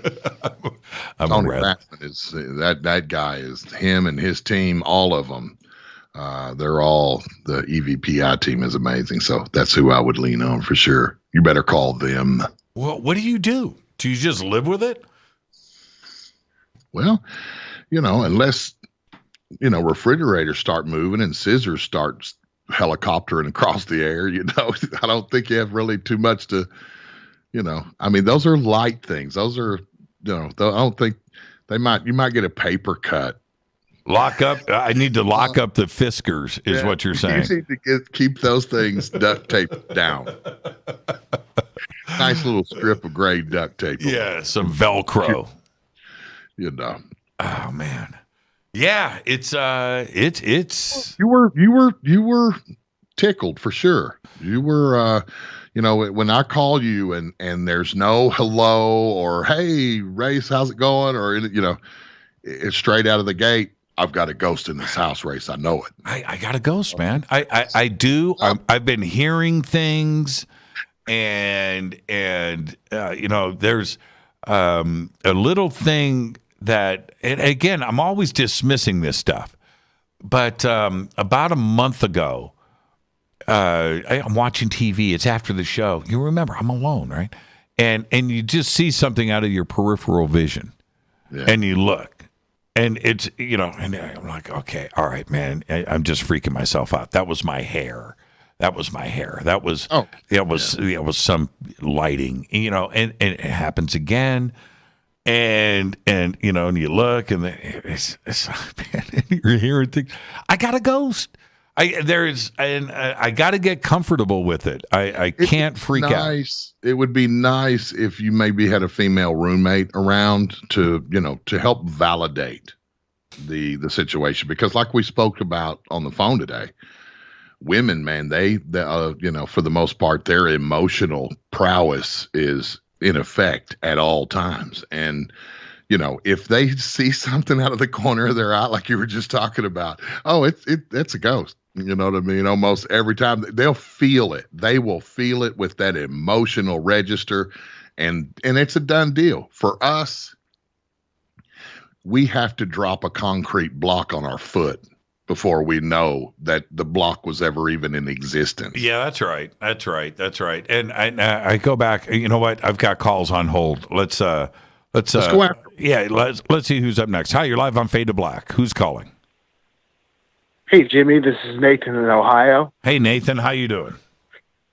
Doing pretty good. What's going on? All right. You're just talking about ghosts, and he's talking about his new network that has all these different topics that will be covered. So I guess my question for both of you is, are all these topics interconnected? Is all high strangeness interconnected, or is it all separate? Race? I think it is. I think that there's definitely some sort of an umbilical between the magic of the mechanics, if you could say that, about UFOs, about these physical objects that are moving around in the air and that sort of thing, and then spirits and that kind of thing. I think I think it's connected somehow. I think there's some sort of a connection, some sort of a thread that connects those things. And, hopefully one day, that before the Lord comes to get me, we'll have a better view of the dynamics of what that might be, because I'm not holding out. I'm more realist than that. I've realized that so many have come before us that thought that they would have those answers before their lifetime was over here on this journey. So I'd just like to see I would just like to see some good plays executed and the ball get down the field farther. Keep moving forward, keep getting closer to that thread, whatever that is. Yeah, I agree with that, Race. And Nathan, happy Halloween. Thank you for the question, because I think that I think the word that Race was searching for there was physics. Because the physics of this, which we don't understand, we think we have a firm grip, but once some of these questions start to get answered in physics, and entanglement, Race brought up a few times tonight, that it's all connected. Not only ETs and UFOs, but Sasquatch and life after death and ghosts and entities and the foam core madness going on in the bunker, right? The physics of this piece of plastic, what is actually going on. And once we start to figure that out, I think all the dominoes start to fall. Thank you so much, Nathan. Happy Halloween and enjoy your weekend. That's a great phone call right there. And let's keep it going. Well, hold on. Race is watching me click through all of these phone calls here and putting everybody on hold. It's a bit crazy. Dude, you're the consummate professional, dude. You come from the school, man, where we engineered, we produced, and we hosted our own project. Yeah, it's so funny. You got to learn to walk and chew gum. I had to learn how to continue speaking while dealing with video, emails, phone calls, audio, Twitter, the guest, text coming in from the guest, all at the same time. And most importantly, what comes out of your mouth isn't a train wreck while you're focused. Yes. That's exactly it. That is the art of walking and chewing gum. Hi, you're live on Fade to Black. Who's calling? Hi, Jimmy. It's DJ from North Carolina. Hi, DJ from North Carolina. Say hi to Race Hobbs. Hi, Race Hobbs. How are you? I'm wonderful. Thanks for asking. How are you? Pretty good. What's on your mind tonight, DJ? I was calling in to tell you a ghost story that I had. Can you do it in 4 minutes or less? I absolutely can. Okay. Then the show is yours, DJ. Okay. So somewhere between roughly 1990 and 1997, when I was a kid, my sister and I had a family friend. They were a couple, and they lived in a house that belonged to the husband's family. The house was over 100 years old, and prior to them living there, the house had belonged to the husband's grandmother. So the couple had told us about various experiences that they had had, and the wife in particular would see his grandmother around the house a lot because she wore like a blue dress every time they saw her and that sort of thing. Well, they have a little boy that's maybe 3 or 4 around this time. And one evening, we were in the basement with her. We had walked down there just to continue having the conversation we were having while she finished up some laundry.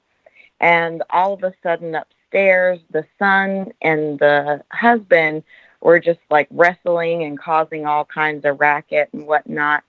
So she got really frustrated and kind of yelled up and fussed at him. She was like, you guys stop all of that. I've told you before about, horse playing in the house and all this sort of thing. And right at that moment, my sister's like, Tara, look.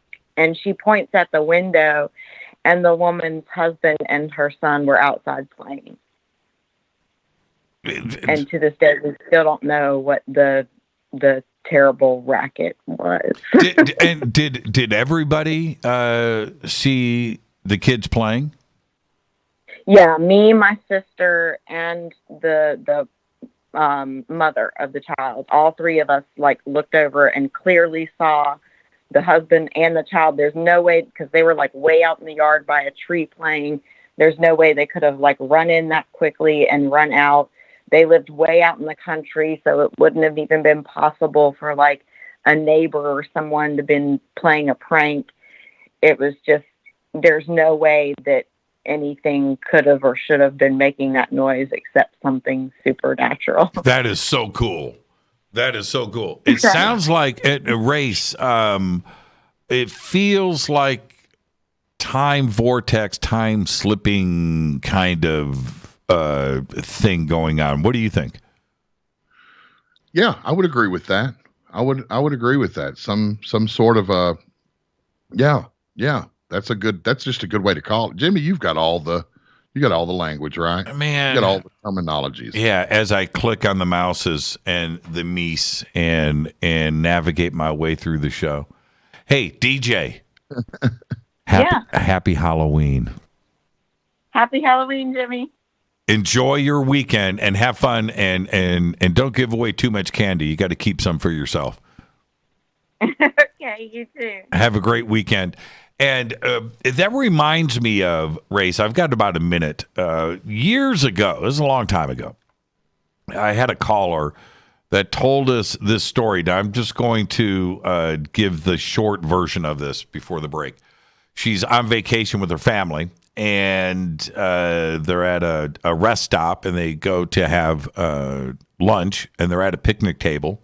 This is in Texas, I believe. And she goes down, she leaves the family, walks out, and there's a river in front, and there was a sign, a podium, talking about the river and the wagon trains that would come through, and, in the 1850s.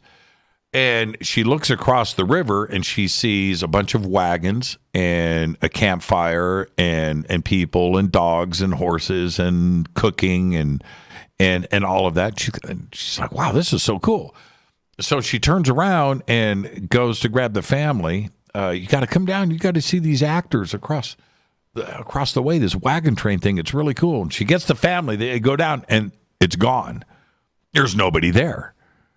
And she doesn't know what, and her family's like, wait a minute. You said there was a wagon. What's going on? And she's stuck and she's perplexed. But what did she see? Right? What did she see? Was she in a time warp? Right? Did she go back in time, or was it? Were they spirits? Were the wagons spirits?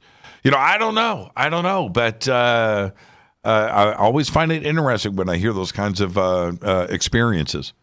Yeah. And that happens at Gettysburg a lot. Yes, it does. Absolutely. Let's take our break. Let's get it in. This is Fade to Black. It's Thursday night. It is Fadernight. It's open lines all night long. I will get to your phone calls when we come back after this short break. It's Fade to Black. I'm your host, Jimmy Church, with my co-host, Race Hobbs. We'll be right back.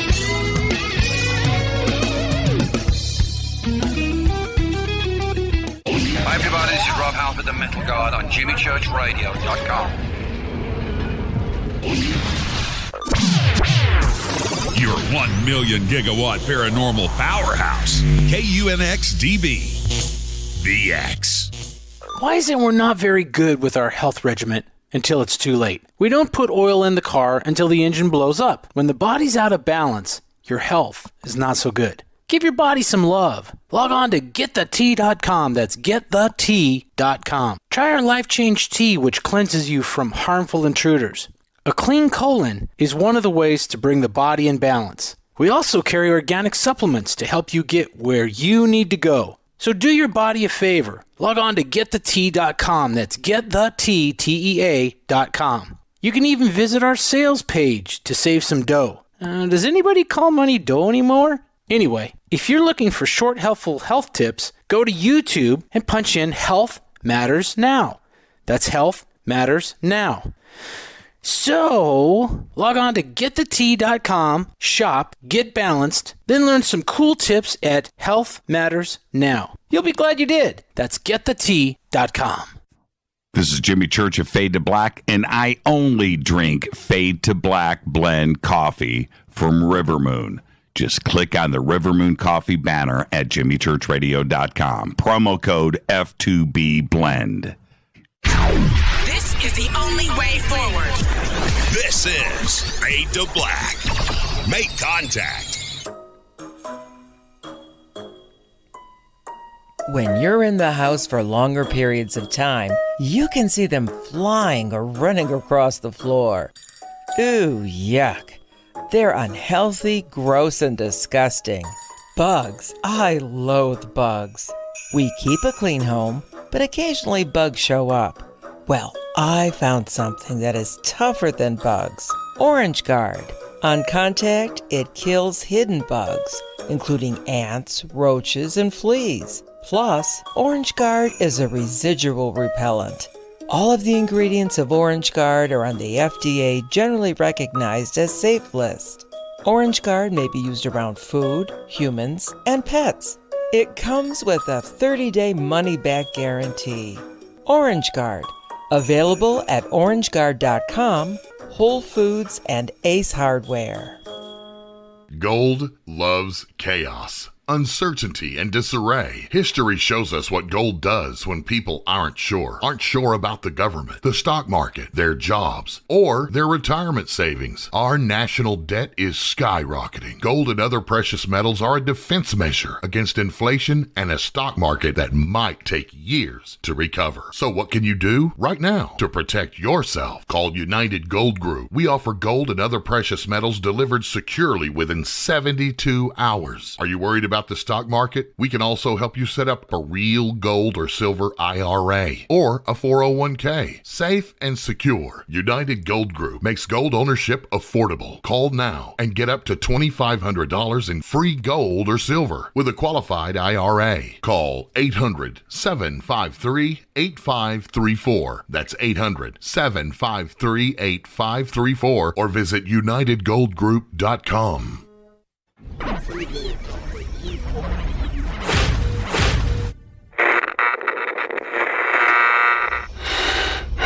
You want to know a secret? I love ponies. I really love ponies. I'm serious. I couldn't stay sane without ponies to brush. Why fade to black? Because you never got that pony, damn it. This is Fade to Black with Jimmy Church on the Game Changer Radio Network.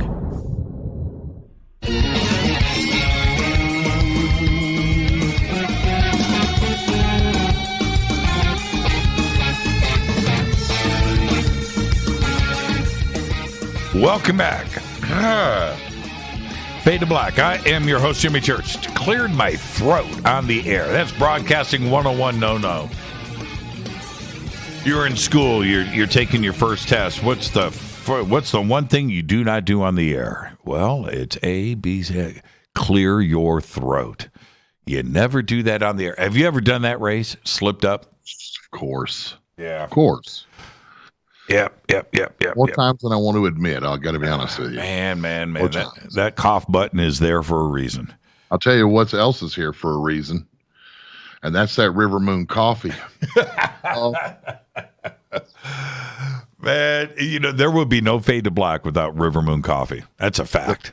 Fade to Black blend, the first pot I've made in a while. As you know, my brother-in-law and sister, they do that stuff out North Carolina. And so, I've been addicted to their stuff for a while, but when I got my first bag of Fade to Black, and you know what? Here's the problem.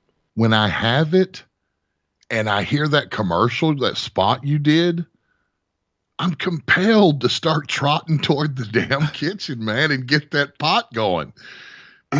You did such a good job of, delivering the ethics of the entire ritual of making a pot of this stuff and then getting to enjoy it, and so much you can do. You can watch the hummingbirds with a good cup of it. You can watch it rain. It is so funny. My ritual of making a cup of River Moon in the morning and going outside and sitting with the hummingbirds. And I've been doing this for a long time. This isn't something new. I've been doing this for a few years now. I love that. And I never hummingbirds. I don't know what it is, man. I really don't. I am fully engaged in the hummingbird. Look, I've got a room full of heavy metal in back of me. I'm wearing a Steve Vai t-shirt tonight, right? I am a hardcore OG heavy metal dude, and I love hummingbirds. Damn it. We're gonna have to change that. I know, right? Oh man. Okay, so let's stay on the phones. This is great. Hi, you're live on Fade to Black. Who's calling? Hi, Jimmy and Race. I had to call in and my buddies. This is Christina Gomez. Hey, Christina, how you doing? Well. Oh man, it is so good to hear both of you guys together. And I heard a little bit earlier about Ryan is no longer the young gun and calling him Uncle Ryan. Oh, geez, I pissed myself. That was so funny. And, he just got engaged in Scotland. Yes, I saw that. We're so happy for him here in the community. Man, Race, I don't know if you saw that, but friggin' Uncle Ryan Sprague has been posting pictures of him hanging out at Loch Ness. See, that's what I'm talking about. I literally saw that tweet today because I'm learning to become a tweeter. You know what I mean? I'm learning it. Right. After all these years, I'm catching up, and I saw it today, and I made a mental note to congratulate Ryan and his new fiance. And it takes Christina Gomez to arrive and bring that back.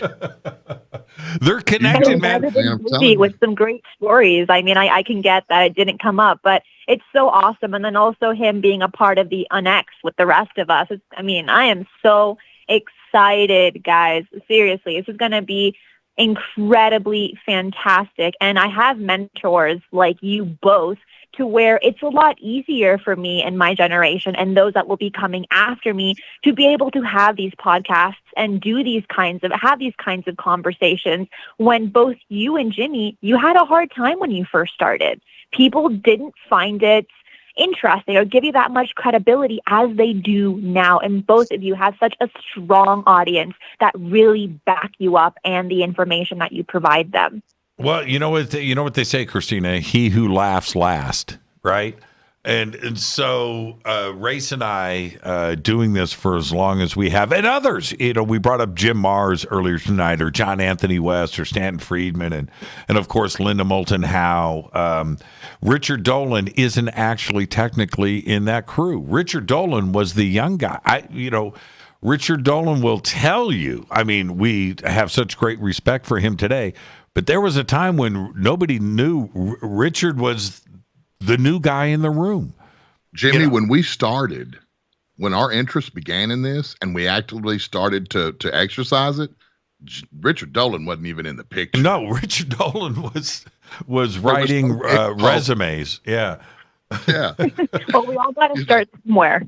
Well, so Christina, to your credit and your generation, and I keep repeating this over and over again, but Race just said, his issues with learning new technology, like something that's been around for 15 years, like Twitter. But anyway, is that your generation, my daughters, and those, they were raised on the internet. They were raised with social media networks. They were raised with their friends that they have in their life that is established through an electronic means. And you guys understand what this is all about, where we were introduced to it. You guys, it's different. This is a world that you were born into. And so you get the effectiveness of Twitter and social media and Instagram and Steam. And what's that other platform you go on, Christina? What's it called? Twitch. What? Twitch? Is it that one? No, not that one. That one too. There's another one. The other. I'm a member of it. Senior moment. Man, right now.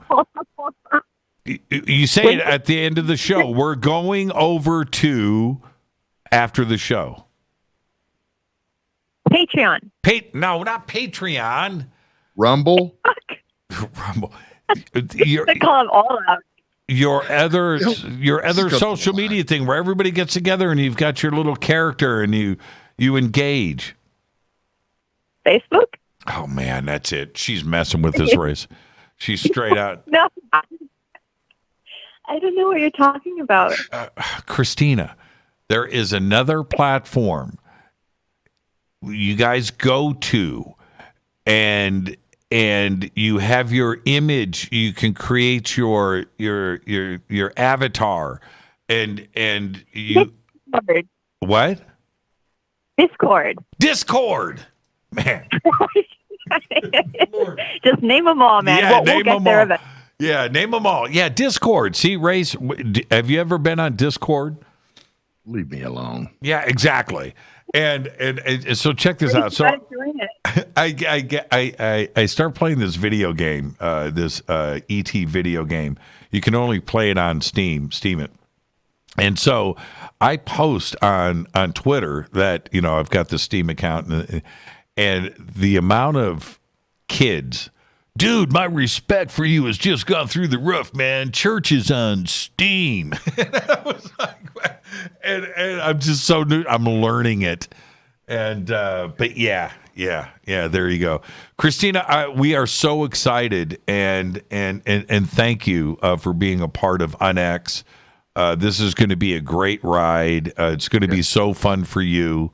You have all of our support and looking at the reaction from social media when you made the announcement and everybody is so happy for you to have landed with something as great as this. You deserve it. You have been busting your butt and creating for so long.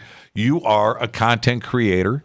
You are an influencer now, Christina, and this is a world that you totally understand, and you get it, and you do the right things. I don't know where you get the energy from. I don't. I was talking to Race about this the other night. Man, I don't know. It's ramen noodles or something. But it's all the plastic. That's what it is. But I wouldn't be here without your guys' invitation to be a part of the UnX Network. It's because of you both that I am where I am today. And talking about video games and Steam, have you played Elite Dangerous yet? Everybody's talking about Elite Dangerous, and I'm going to check it out. Okay, so let me tell everybody what I have plunged into, and this is because of my daughter, Nicole. I'm playing Mass Effect, and I've started with 1. There's Mass Effect 1, 2, and 3. I had no idea how big of a game that was and what it means to the world. So one game at a time. But everybody's talking about Elite Dangerous right now. So I guess. Look, okay. Let me. I've been on Elite Dangerous. I'm elite, man. I've been there. Okay, yeah, that's something. great. That's something that I'm on. Okay. Everybody, look at the camera. Here is my PC game controller. I'm holding this up, and this sits right over here. I also have all wired in and ready to go. I have my Logitech Extreme 3D joystick, and yep, and so don't mess with me. I am fully engaged, man. I'm in. I'm all in. Elite Dangerous. Everybody's talking about it. So I will go. Race, how do you like Elite Dangerous so far? Elite Dangerous is amazing, man. You can travel the galaxy that was literally created. This platform was literally created by real astronomers, real people that know the stars. And there's no question that my favorite aspect to it is the exploration. The fighter, fighting and killing and hijacking folks stuff and all. Nah, I like literally taking a beluga and just trekking off, exploring and with all the different terrains and the terrestrial aspects, the canyons and the different. All these planets, it's amazing. It's endless. I love it. I could keep going on this. It's become a lot more fun. I have a beluga, and that was fun to travel with. But now I have a fleet carrier, and man, doing those really long jumps. I think it's 300,000 light years. Oh man, it makes traveling so much easier. Yeah, Christina sent me a bunch of screenshots. This is what I roam the planets with. This is so I did go and check out Elite Dangerous, and I was all ready to make the plunge, and that's when Dune came out. Christina, you remember our conversation from last week. So Dune comes out. My daughter comes over to the house, and we watch Dune, and then she hits me with Mass Effect, and it's my daughter. I gotta go there. And I ended up doing Mass Effect and Elite Dangerous, which everybody is talking about. And I'm just like, I only have so much brain power, right, to apply to this. I can't do two of these at the same time. It's a deep game, man. It's extensive, and it's not one of these games you can jump on like Fortnite or Apex Legends or something like that, where you can really haul the ball a lot. Quick games, get in, get out, get in, get out, get in, get out. You literally have to make a day of it if you can. Yeah, and my daughter, when I was like, "Can I just start with game 2? Can I just start with game 3?" No, Dad. You got to start with. You can start with 2, but. So I just took her advice, and I started with the first game, and I'm just now getting my feet wet with it and exploring. I've already died and things, but I'm fully prepared. I'm fully ready with the hardware. So there you go. So Christina, you going to come hang out with me on Sunday night? I did a pre-recording with Race. Am I allowed to say that, Race? Of course. I already said it. But no, I won't be able to be there live. She's in school. I mean, I don't know how. I don't know how you do it, Christina. I look at all of the shows that you do, all of the animation work that you do. And, of course, the shows that you and I do together. And you were just on Fade to Black last week for 3 hours. I don't know how you juggle all of that and still get school done. I don't know what kind of BS you're feeding your parents right now, but it's okay with me. Yeah, well, I used to be an honor student, but I'm just passing my classes. Oh yeah, well, if that gets any more, if that reduces in any way, I'm going to see to it that the schoolwork comes back up. I'm not having that. Christina, that route, Gomez. All that matters. We're just going to pass that little stone, that little obstacle, man. Life will be a little bit easier. Yeah, there you go, Christina. Happy Halloween and enjoy your weekend. And well, I'll be talking to you tomorrow. So. Have a great night. Now go do some homework.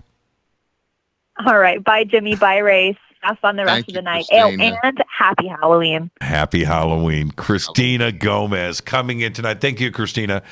How cool is that? Again, in her busy schedule, but just that was a sneak attack. I did not expect that phone call. She's going to be great, man. Yeah, for sure. I mean, I'm giving up on trying to figure out how she does so much with only 24-hour day, and just embracing the fact that she wants to do it and can do it, and I look forward to the amazing things to come from her. James Ortiz out there in the chat over there in YouTube, he mentioned earlier. He said Race is the bunker built on a sacred tribal grounds. I know. I don't want to know, man. I don't want to find out. Say today. I said, I know you did. Look, I don't want to find out these things. I don't want to know. No swimming pools anytime soon. Yeah, Mr. Church, under your house, they moved 40 graves to build your home. What? I don't want to know that stuff, man. But they didn't really move them. Yeah, they didn't really move the headstones. They poured your foundation. Yeah, I just don't want to know. Let's go back to the phones. Hi, you're live on Fade to Black. Who's calling? Hey, what's up, guys? This is Pat. Hey, Pat. How you doing? Say hi to Race Hobbs. What's up, Race? What's up, Pat? Hey, Race. Hey, man. This is the elf. This is the Pat. Oh, right on. Yeah, right. Exactly. What's up, Pat? All right, Race. I'm an idea guy tonight. I got an idea. Let me have it. You got to do some promoting, right? So here's my idea. I picture Jimmy, okay? I picture a big RV with all the stickers on the side, promoting the station and everything, going across country and going to every city that he can and meeting everyone. And the second idea I got is, since he's doing that, he's going to need a little extra cash. So I'm thinking kebabs. He could put a grill in there. Boom. Hey, let me ask you this, Pat. Do I get to go? Brother, go with him. Oh, man. That way somebody can cook, somebody can drive. We're on it. Let's see. I've had to imagine what his groceries smell like, man, because listen, he used to take photographs of the groceries he cooked on that patio back there all the time. And I would, I'm sitting back here, my mouth watering. I have to get my fat AASS up and go outside and start cooking. Right. And then I'll snap some pictures and send to him. Right. To get him back. Right. Ray's trying to imitate. Ray's trying to imitate. But you know why I stopped doing that? Can I confess? Yes. Can I confess? With what everybody was going through in 2020 and the issues, which are too numerous to even start to mention on the show, but I didn't want to post pictures of me having fun eating. I just thought it was uncool. And I stopped, and it's been 2 years since I posted any pictures of me cooking. And that's why I did it. That was stupid. I didn't feel right about it, and you felt wrong. I just didn't. Now, we're winding down. This COVID is ending, and it's going to be completely over very soon. And I cannot wait to get them baby backs on that grill, right? and buttering it up with some sauce. And yeah, that I would go on the shrink wrapped bus tour with Jimmy any day. Yeah. Pat's onto something here. And, that would be a lot of fun. Well, you know what? I can't say a whole lot about this right now, but I have been pitched from a company about a show idea. And they came at me with this, and they went down the list pretty much of what Pat just said. And I said, "You're kidding me, right? No, we think this is a great idea. Where'd you get the idea from?" Well, we've been talking about. I thought that they were listening to Pat calling into the show, and some of my things. But there may be something like this happening very soon. Well, it can't go down without me. Oh, can you imagine, Because Race? I'm the driver and Right. the consumer of all the groceries that Jimmy cooks. Right.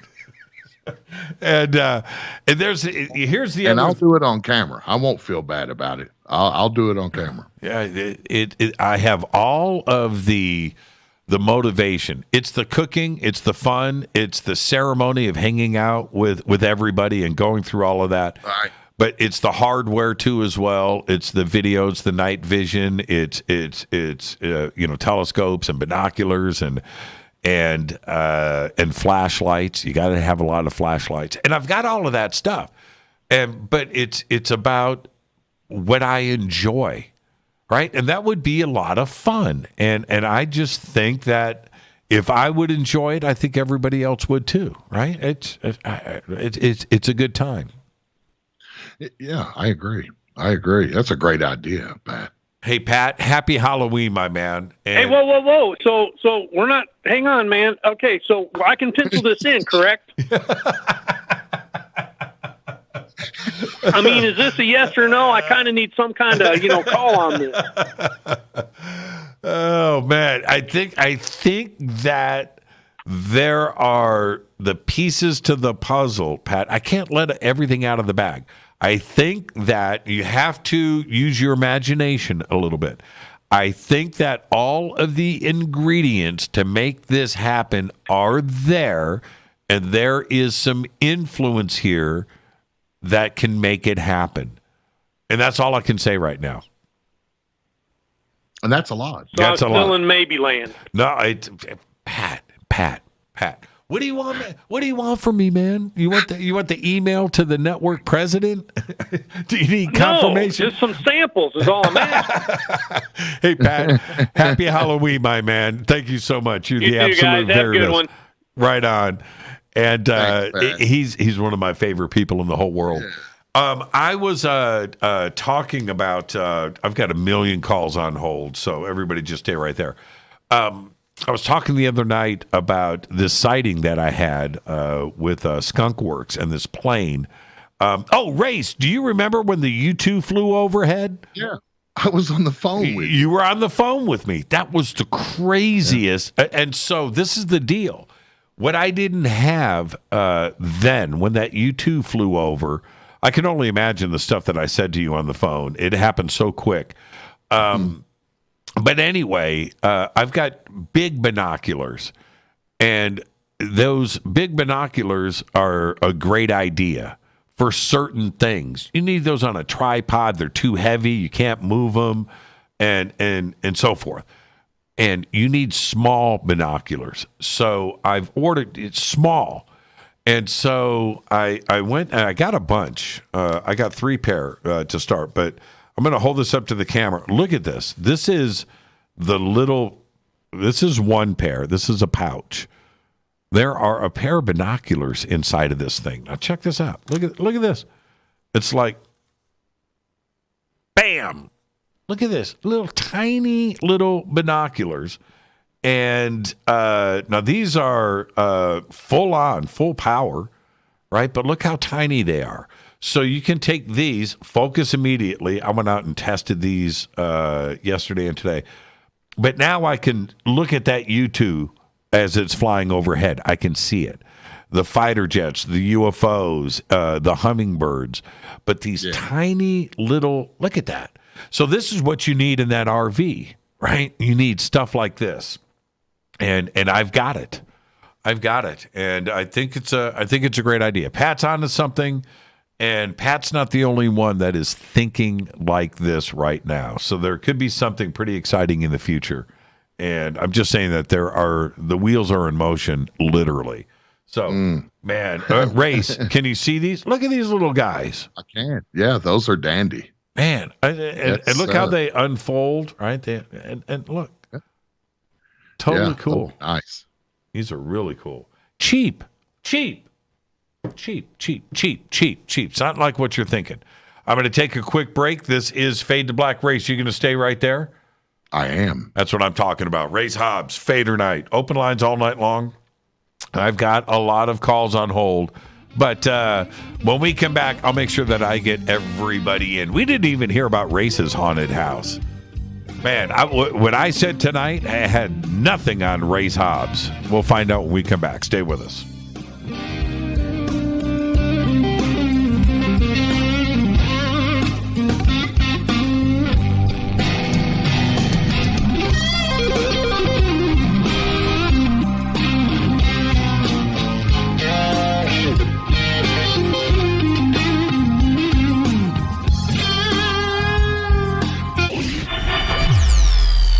Listening to Jimmy Church and Fade to Black on the X.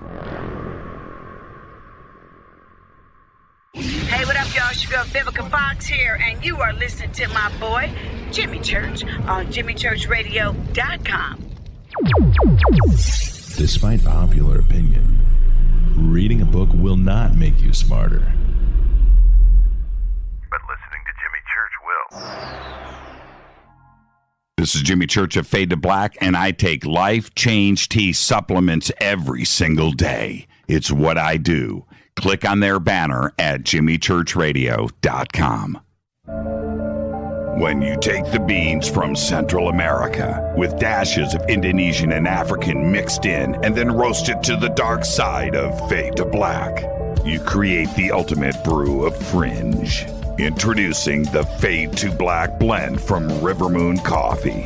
Yes, Rivermoon's darkest customized roast was created for the love of Fade to Black. The alchemy of masterful roasting and smoking the beans is in every sip of this full-bodied, dark Java. I need my coffee dark, deep, with distinct bittersweet chocolate highlights, just like the bunker. Leaning further into the darkness of the roast is Fade to Black blend from Rivermoon Coffee. Just click on the banner at jimmychurchradio.com and use the promo code F2B blend for 15% off of your order today. This is Billy Carson with ForbiddenKnowledge.tv. Forbidden Knowledge TV has just reached its 1-year anniversary. That's right, 1 year. And as a show of appreciation, we are giving all new subscribers a free 30-day trial of ForbiddenKnowledge.tv. That's 30 days to binge watch thousands of movies, documentaries, conferences, workshops, lectures, yoga classes, meditation courses, and so much more. So log on to ForbiddenKnowledge.tv from your computer or mobile device, or get the Forbidden Knowledge TV app on Apple TV, Roku, Amazon, iTunes, or Google Play today, and use coupon code 30daysfree. That's coupon code 30 days free on ForbiddenKnowledge.tv today. Are you intrigued by Paranormal Talk Radio? You'll love the new Paranormal Radio app from TalkStream Live. You'll find a great selection of talk shows covering UFOs, ghosts, strange phenomena, and much more. Download the Paranormal Radio app now and start listening to the very best in paranormal talk entertainment, including the network you're listening to right now, the Paranormal Radio app, free in Google Play and the iOS App Store. Erica, Brittany, Gabby, and you're listening to JimmyChurchRadio.com.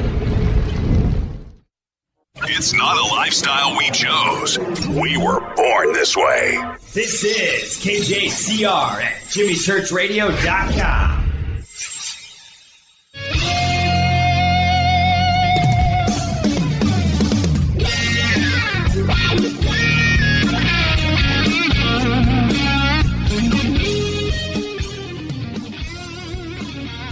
Welcome back, Fade to Black. I'm your host, Jimmy Church. Fadernight, open lines all night long. Co-host, Race Hobbs. Race Hobbs, my man. And Race, what a great conversation tonight. And I want to thank you. I know, I can only imagine everything that is on your plate right now. And for you to hang out with me and the Fadernauts is really cool. Thank you so much. And now we're going to head straight into overtime. Ray said something to me today, so I call him up. I'm panicked. You know, I got a ghost. And I think you called me, though, Race. I don't think, right? You called me, and I said I've got to go. I'm so damn nervous about coming on your show. Yeah, right. But me calling you saying I have a ghost, I don't want to sound like I'm in that kind of panic mode. But let me say this: I was right there. But anyway, so Race and I, we talked a few times today. And during one of the phone calls, Race goes, I'm having lunch. And I said, what are you having? He goes, chili. And so then Race breaks down Robin's chili recipe. And I'm salivating. Tell me more, Race. Tell me more. And so I made up my mind. Tonight after the show, I'm going to Wendy's. I'm going to Wendy's. I'm going to get me some Wendy's chili. I'm going to get me the Wendy's double fries, large frosty, large chili. And Wendy's, although it ain't the world's best chili, when you need a chili fix, Wendy's is there. Man, throw that over some Fritos and go to work. Yeah, it's close. You know what? I got to have crackers. I'm the same way. Robin's the Frito. I'm the cracker. No salt crackers. Oh, Christina Gomez is texting me. She's like, church your video. Christina Gomez, man. Wasn't she supposed to be doing homework? Wasn't she supposed to be doing homework? She's always working. She's always on the ball. She never stops, man. She never stops. All right, let's go back to the phones. You got the most amazing chat room, man. The most amazing people in there. It is so cool to follow along. I've got to pay attention to what I'm doing, but our brother Jeff Kingsbury of Strange Recon is in there. He's throwing down, and is he really? Hold on. Okay, I just clicked over. Hold on, I'll do this in real time. Hey, Jeff. Oh, this is just too cool. All right, I got so many calls on hold, man. Let's get some in. Hi, you're live on Fade to Black. Who's calling? Jeremy from Chicago. Jeremy? Yes. Yeah. Hey, Jeremy. Say hi to Race Hobbs. What's up, Race Hobbs? Hey, Jeremy. How you doing, man, up there in Chi-Town? I'm all right. I got a cold. Oh, man. There you go. Right. It's the worst era in history to get cold. Yeah, right. Yeah, you're exiled, aren't you? You go down the checklist. I hope this is just a cold. Oh, absolutely. Yeah, no doubt. What's on your mind tonight? My cat's got it. Yeah, I know. Got it. Not good. What's on your mind tonight, Jeremy? We had a conversation a while ago with Rojas was on the show, and I called in after, and we were talking about the future of TTSA. And I was pretty hardline that they needed to go more transparent, Luke especially. And just looking back at it and how that all worked out, that's pretty crazy that you and him seem to be pretty tight now. Okay. I know what he means. I guess so. Because once he let go, he was a more transparent figure for the people who pay attention to him. Yeah. Honestly, I'm going to say this. I'm just going to go ahead and say this out loud without going into any detail because personal information. But it had to happen to Rojas. He had to have experience of, himself. And that's one of the great things about Alejandro Rojas is, once he knows it and he'll stand on it. You know what I mean? But he's also one of these ones that know how vicious media can be and how more vicious some of the, the citizens out there can be, which we all know that. But, oh yeah. I like Rojas. I like him a lot. No, he's been in the game. I did not always. I'm going to say that out loud. I didn't always. Jimmy, when you and I were when we were in Roswell together one of those years, I sat him down and apologized to him man to man and told him face to face, I've been hard on you. I've been critical, of some of the things that you've said and some of the stances you've taken, but I stand corrected. I really think that he truly cares about all of us and this movement, this train that we're all on, this movement that we're all involved in. Yeah, and he needs to get his props. He's been at this for a long time. I can't even remember he's physically gone through a transition, right? And we've all seen this, right?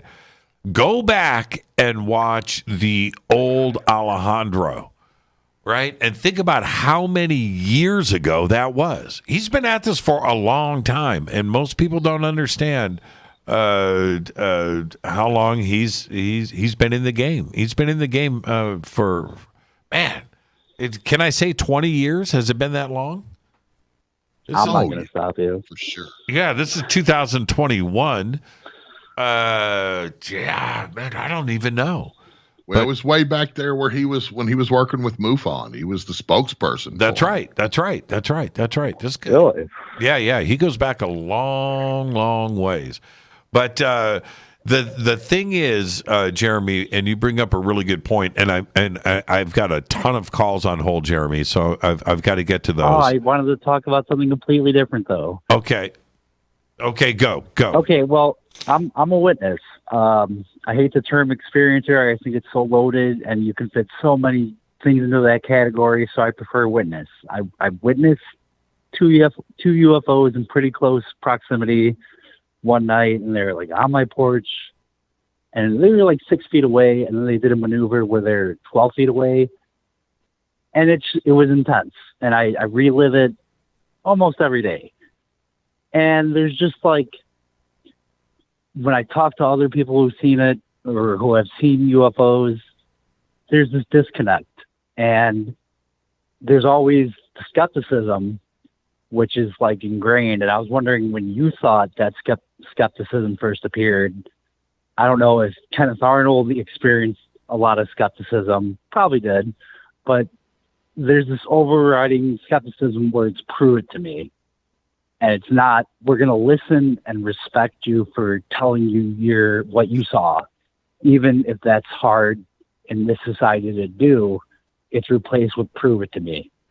And I was just wondering when you thought that all became a part of this.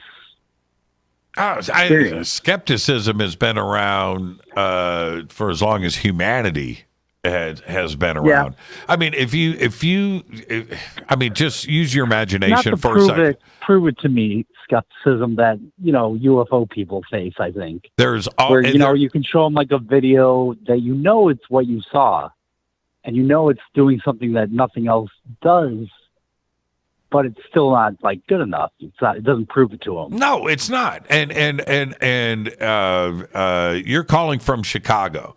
There's a really cool street there. There's a really cool street there for everybody. It's called Lakeshore Drive, and right there. Work on it. Yeah. Okay.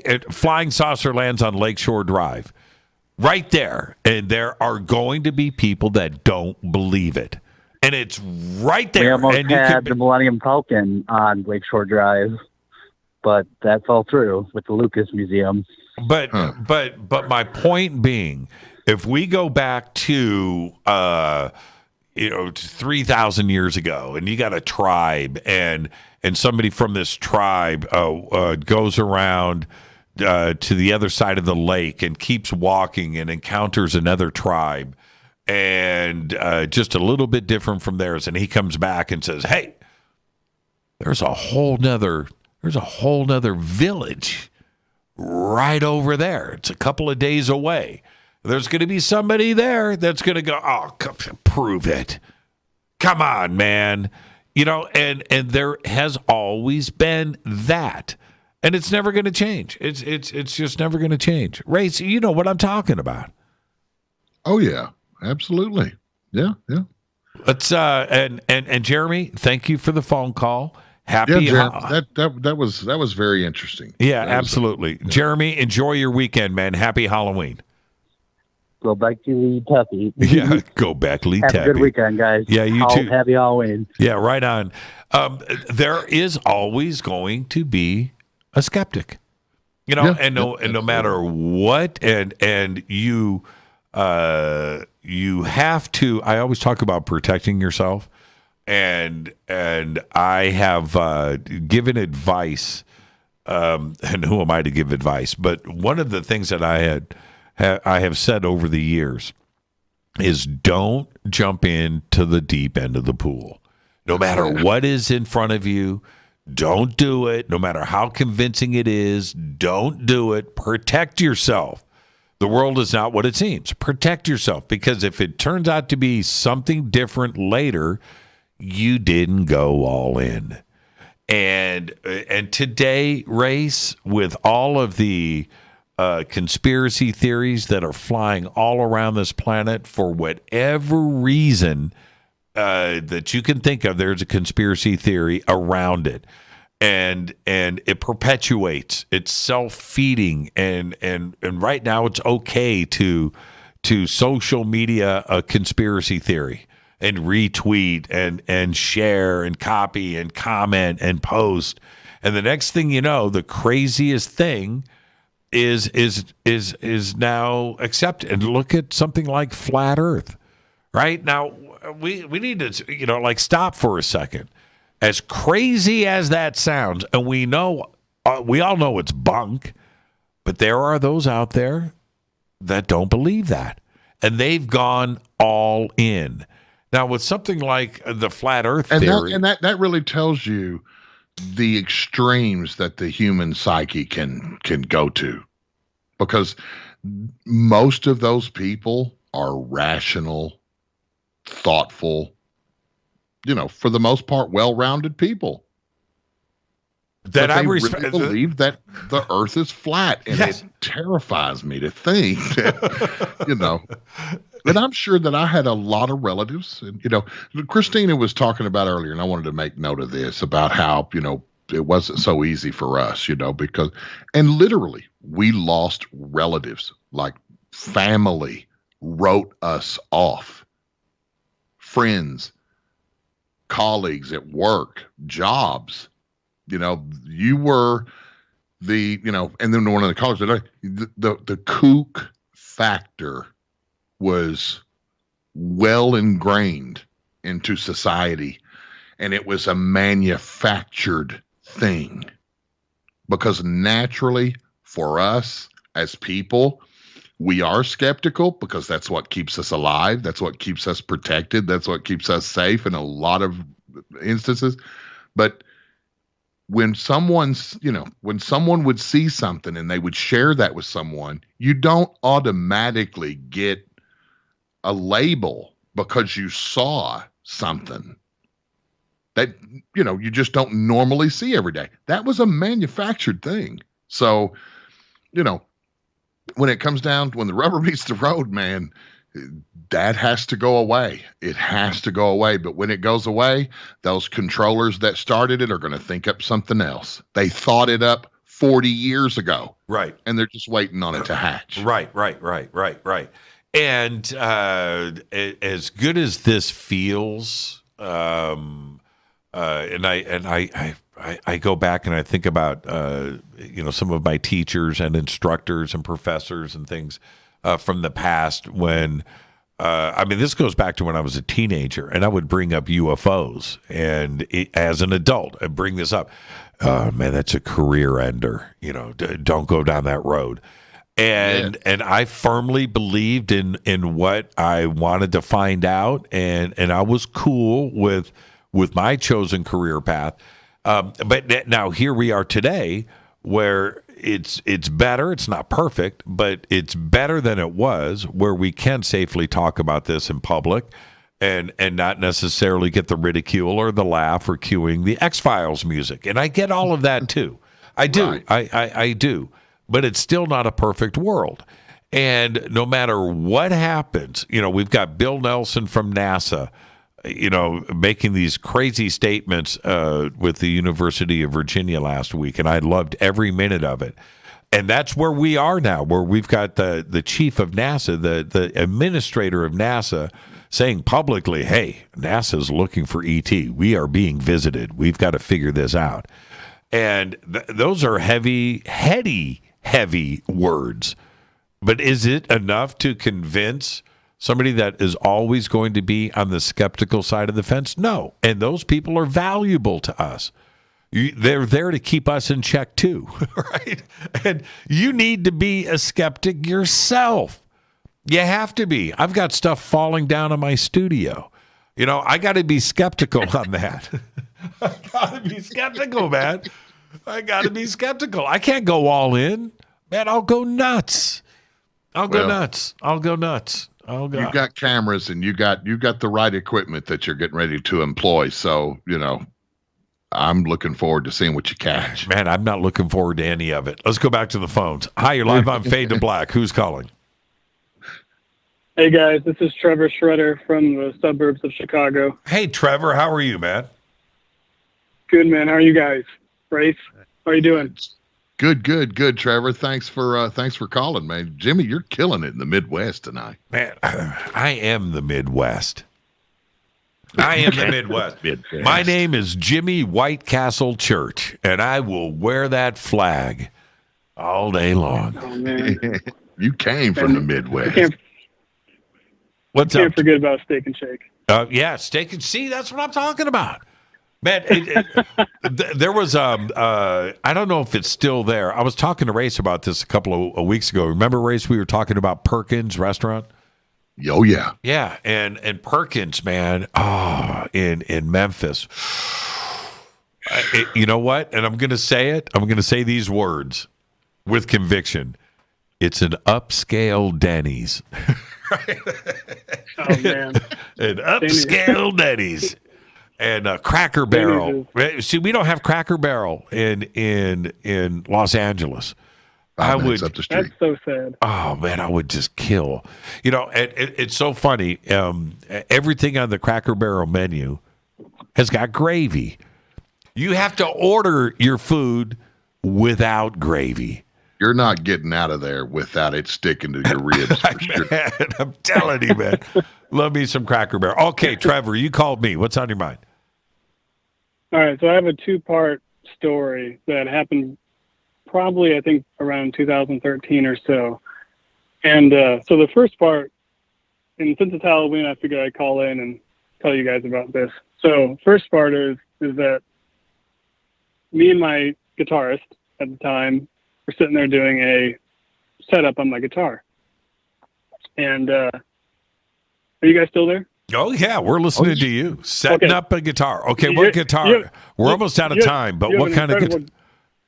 Trevor. It's a Ibanez J Custom 7-string. Oh, he is a shredder. Yeah. Okay. All right, continue, Trevor. Yeah, it's a nice one. Okay, so we're sitting there. We're setting it up, and then all of a sudden, I hear what sounds like a doorknob rattling. And then I start hearing legitimately sounded like little kids were laughing outside of the house. You know, it sounded like there was a wall or glass or something in between the laughing.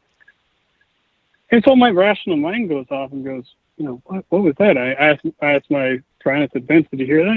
He goes, yeah. I'm like, okay, what did you hear? I don't want to give it away to him and then have him just agree with me. Right. Then he goes, we both used our keys on our belt loops back in the day. And he goes, well, it kind of sounded like, you know, keys jingling or, you know, someone walking down the stairs. And I was like, okay, well, he heard something, you know, that I heard. I'm like, you didn't hear anything else? He's like, no. I'm like, I swear to God, I heard children. So then my other rational part of my mind goes and starts creating a story going, oh, my sister must have come over and I don't know, maybe she let her kids out of the van and they ran up to the door. And I'm like, no, it's 3:30 or so in the morning. Right. That makes no sense. So I'm like, okay, I'm going to go look out the front window. I'm going to go see. And I slowly walk up to the bay window and I look out the front and it's been freshly snowing. So you would see footprints. You'd see something in the yard. There's absolutely no footprints. There's no anything. There's clearly no children. My sister clearly did not come over at 3:30 in the morning. I never had any closure to that. I have no idea what we both heard. He'd never heard the children laughing, but it made my, you know, sanity feel a little bit better knowing that he at least heard what I felt like was the doorknob. And it's like, into this stuff back then also, and I remember thinking, oh God, I'm going to go to the door and there's going to be black-eyed children sitting at the door. Right. You know, what am I going to do? So that was the first part. But the second part of that story is that, which brings even less closure to me, is my girlfriend, we were at my family's house at the time, and she was staying in my room. I had given her my bed. I didn't have anywhere to sleep, so I slept on the floor at that time. And without her knowing any of this was going on, she had told me in the morning that around that time, she had thought that I came into the room. And I said, why? And she's like, well, I heard you. I heard you come in, and I heard what sounded like you crawling down and getting on the floor to go to bed, and I felt the presence of someone else crawling on the floor. And she said my name, are you there, or hi, or whatever. And she's like, you didn't answer. So she's like, so I turned on the lights to be like, are you okay? Like, why did you not answer? I never came in the room. I didn't go to sleep probably that night till probably like 6 a.m. Like, I never came into that room. So she found no one when she thought someone was crawling on the floor getting in the bed. And this is at around the same time that she had no idea that we're downstairs also. I'm hearing little children outside laughing and what sounded like someone jiggling the doorknob trying to get inside the front door. So, well, you know what, Trevor? You listen to too much Swedish 7-string death metal. That's the problem. You got to go back to 6 strings, man, and tune in A440. You got to get out of that C down tuning 7-string Finland death metal. Man, I've been sad that I've not seen a 7-string on your wall over all these years. Unless I'm mistaken. Oh man, I've thought about it quite a bit, and this is the thing. I'm so ingrained in 6 strings. The thought of going to a 7-string guitar and relearning everything, it kind of freaks me out. It really does, but I should do it. I understand that. It's like if you have 24 frets and you're used to that, and then you go onto a Strat. Right. I feel like I'm lost. Yeah. I'm like, I go to a fret and it's not there. Yeah. You know what? It's the opposite for me. I've got probably 10 24 fret guitars that never get the 23rd and 24th fret never get touched. Really? It's not a realm that I go into. 21 fret Strats throw me off too as well. And I've got I probably got 5 hanging behind me.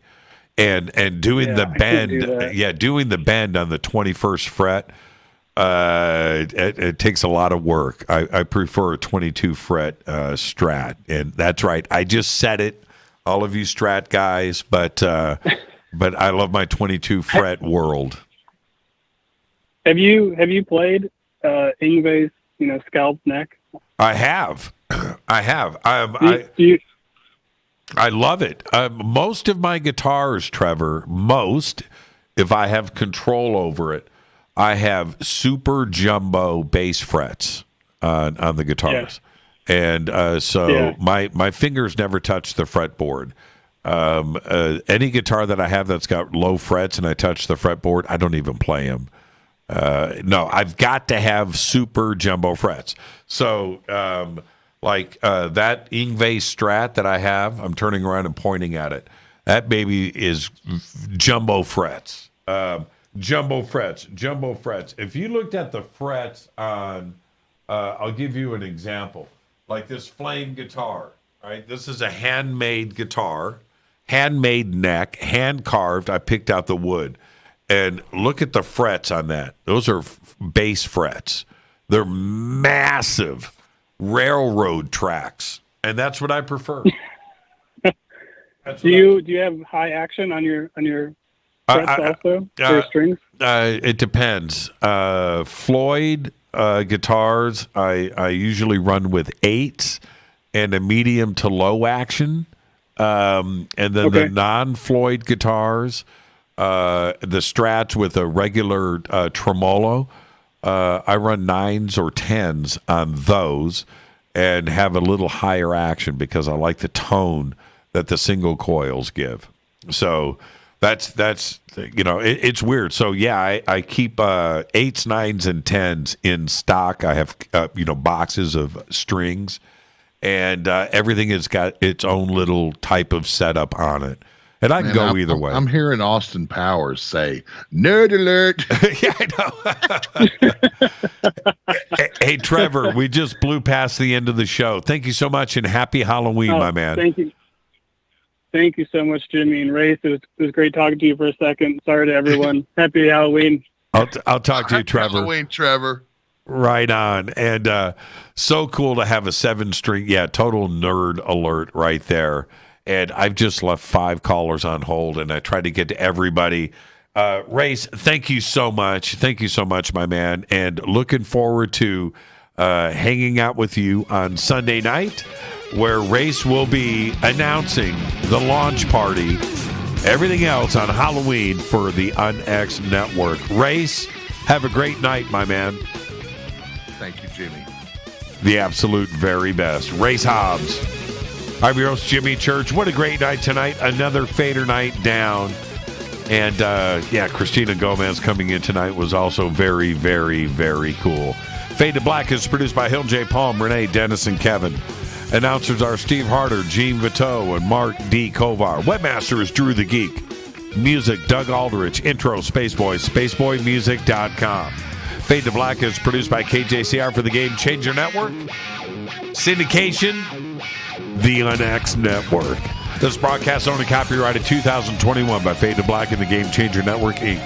It cannot be rebroadcast, downloaded, or copied anywhere in the known universe without written permission from Fade to Black or the Game Changer Network. I'm your host, Jimmy Church. I'll see everybody on Monday, but I will certainly see you Sunday night. unxnetwork.com. I'll get all of the links up in social media. I'll see everybody Sunday night. Until then, be safe. It's time to fade to black.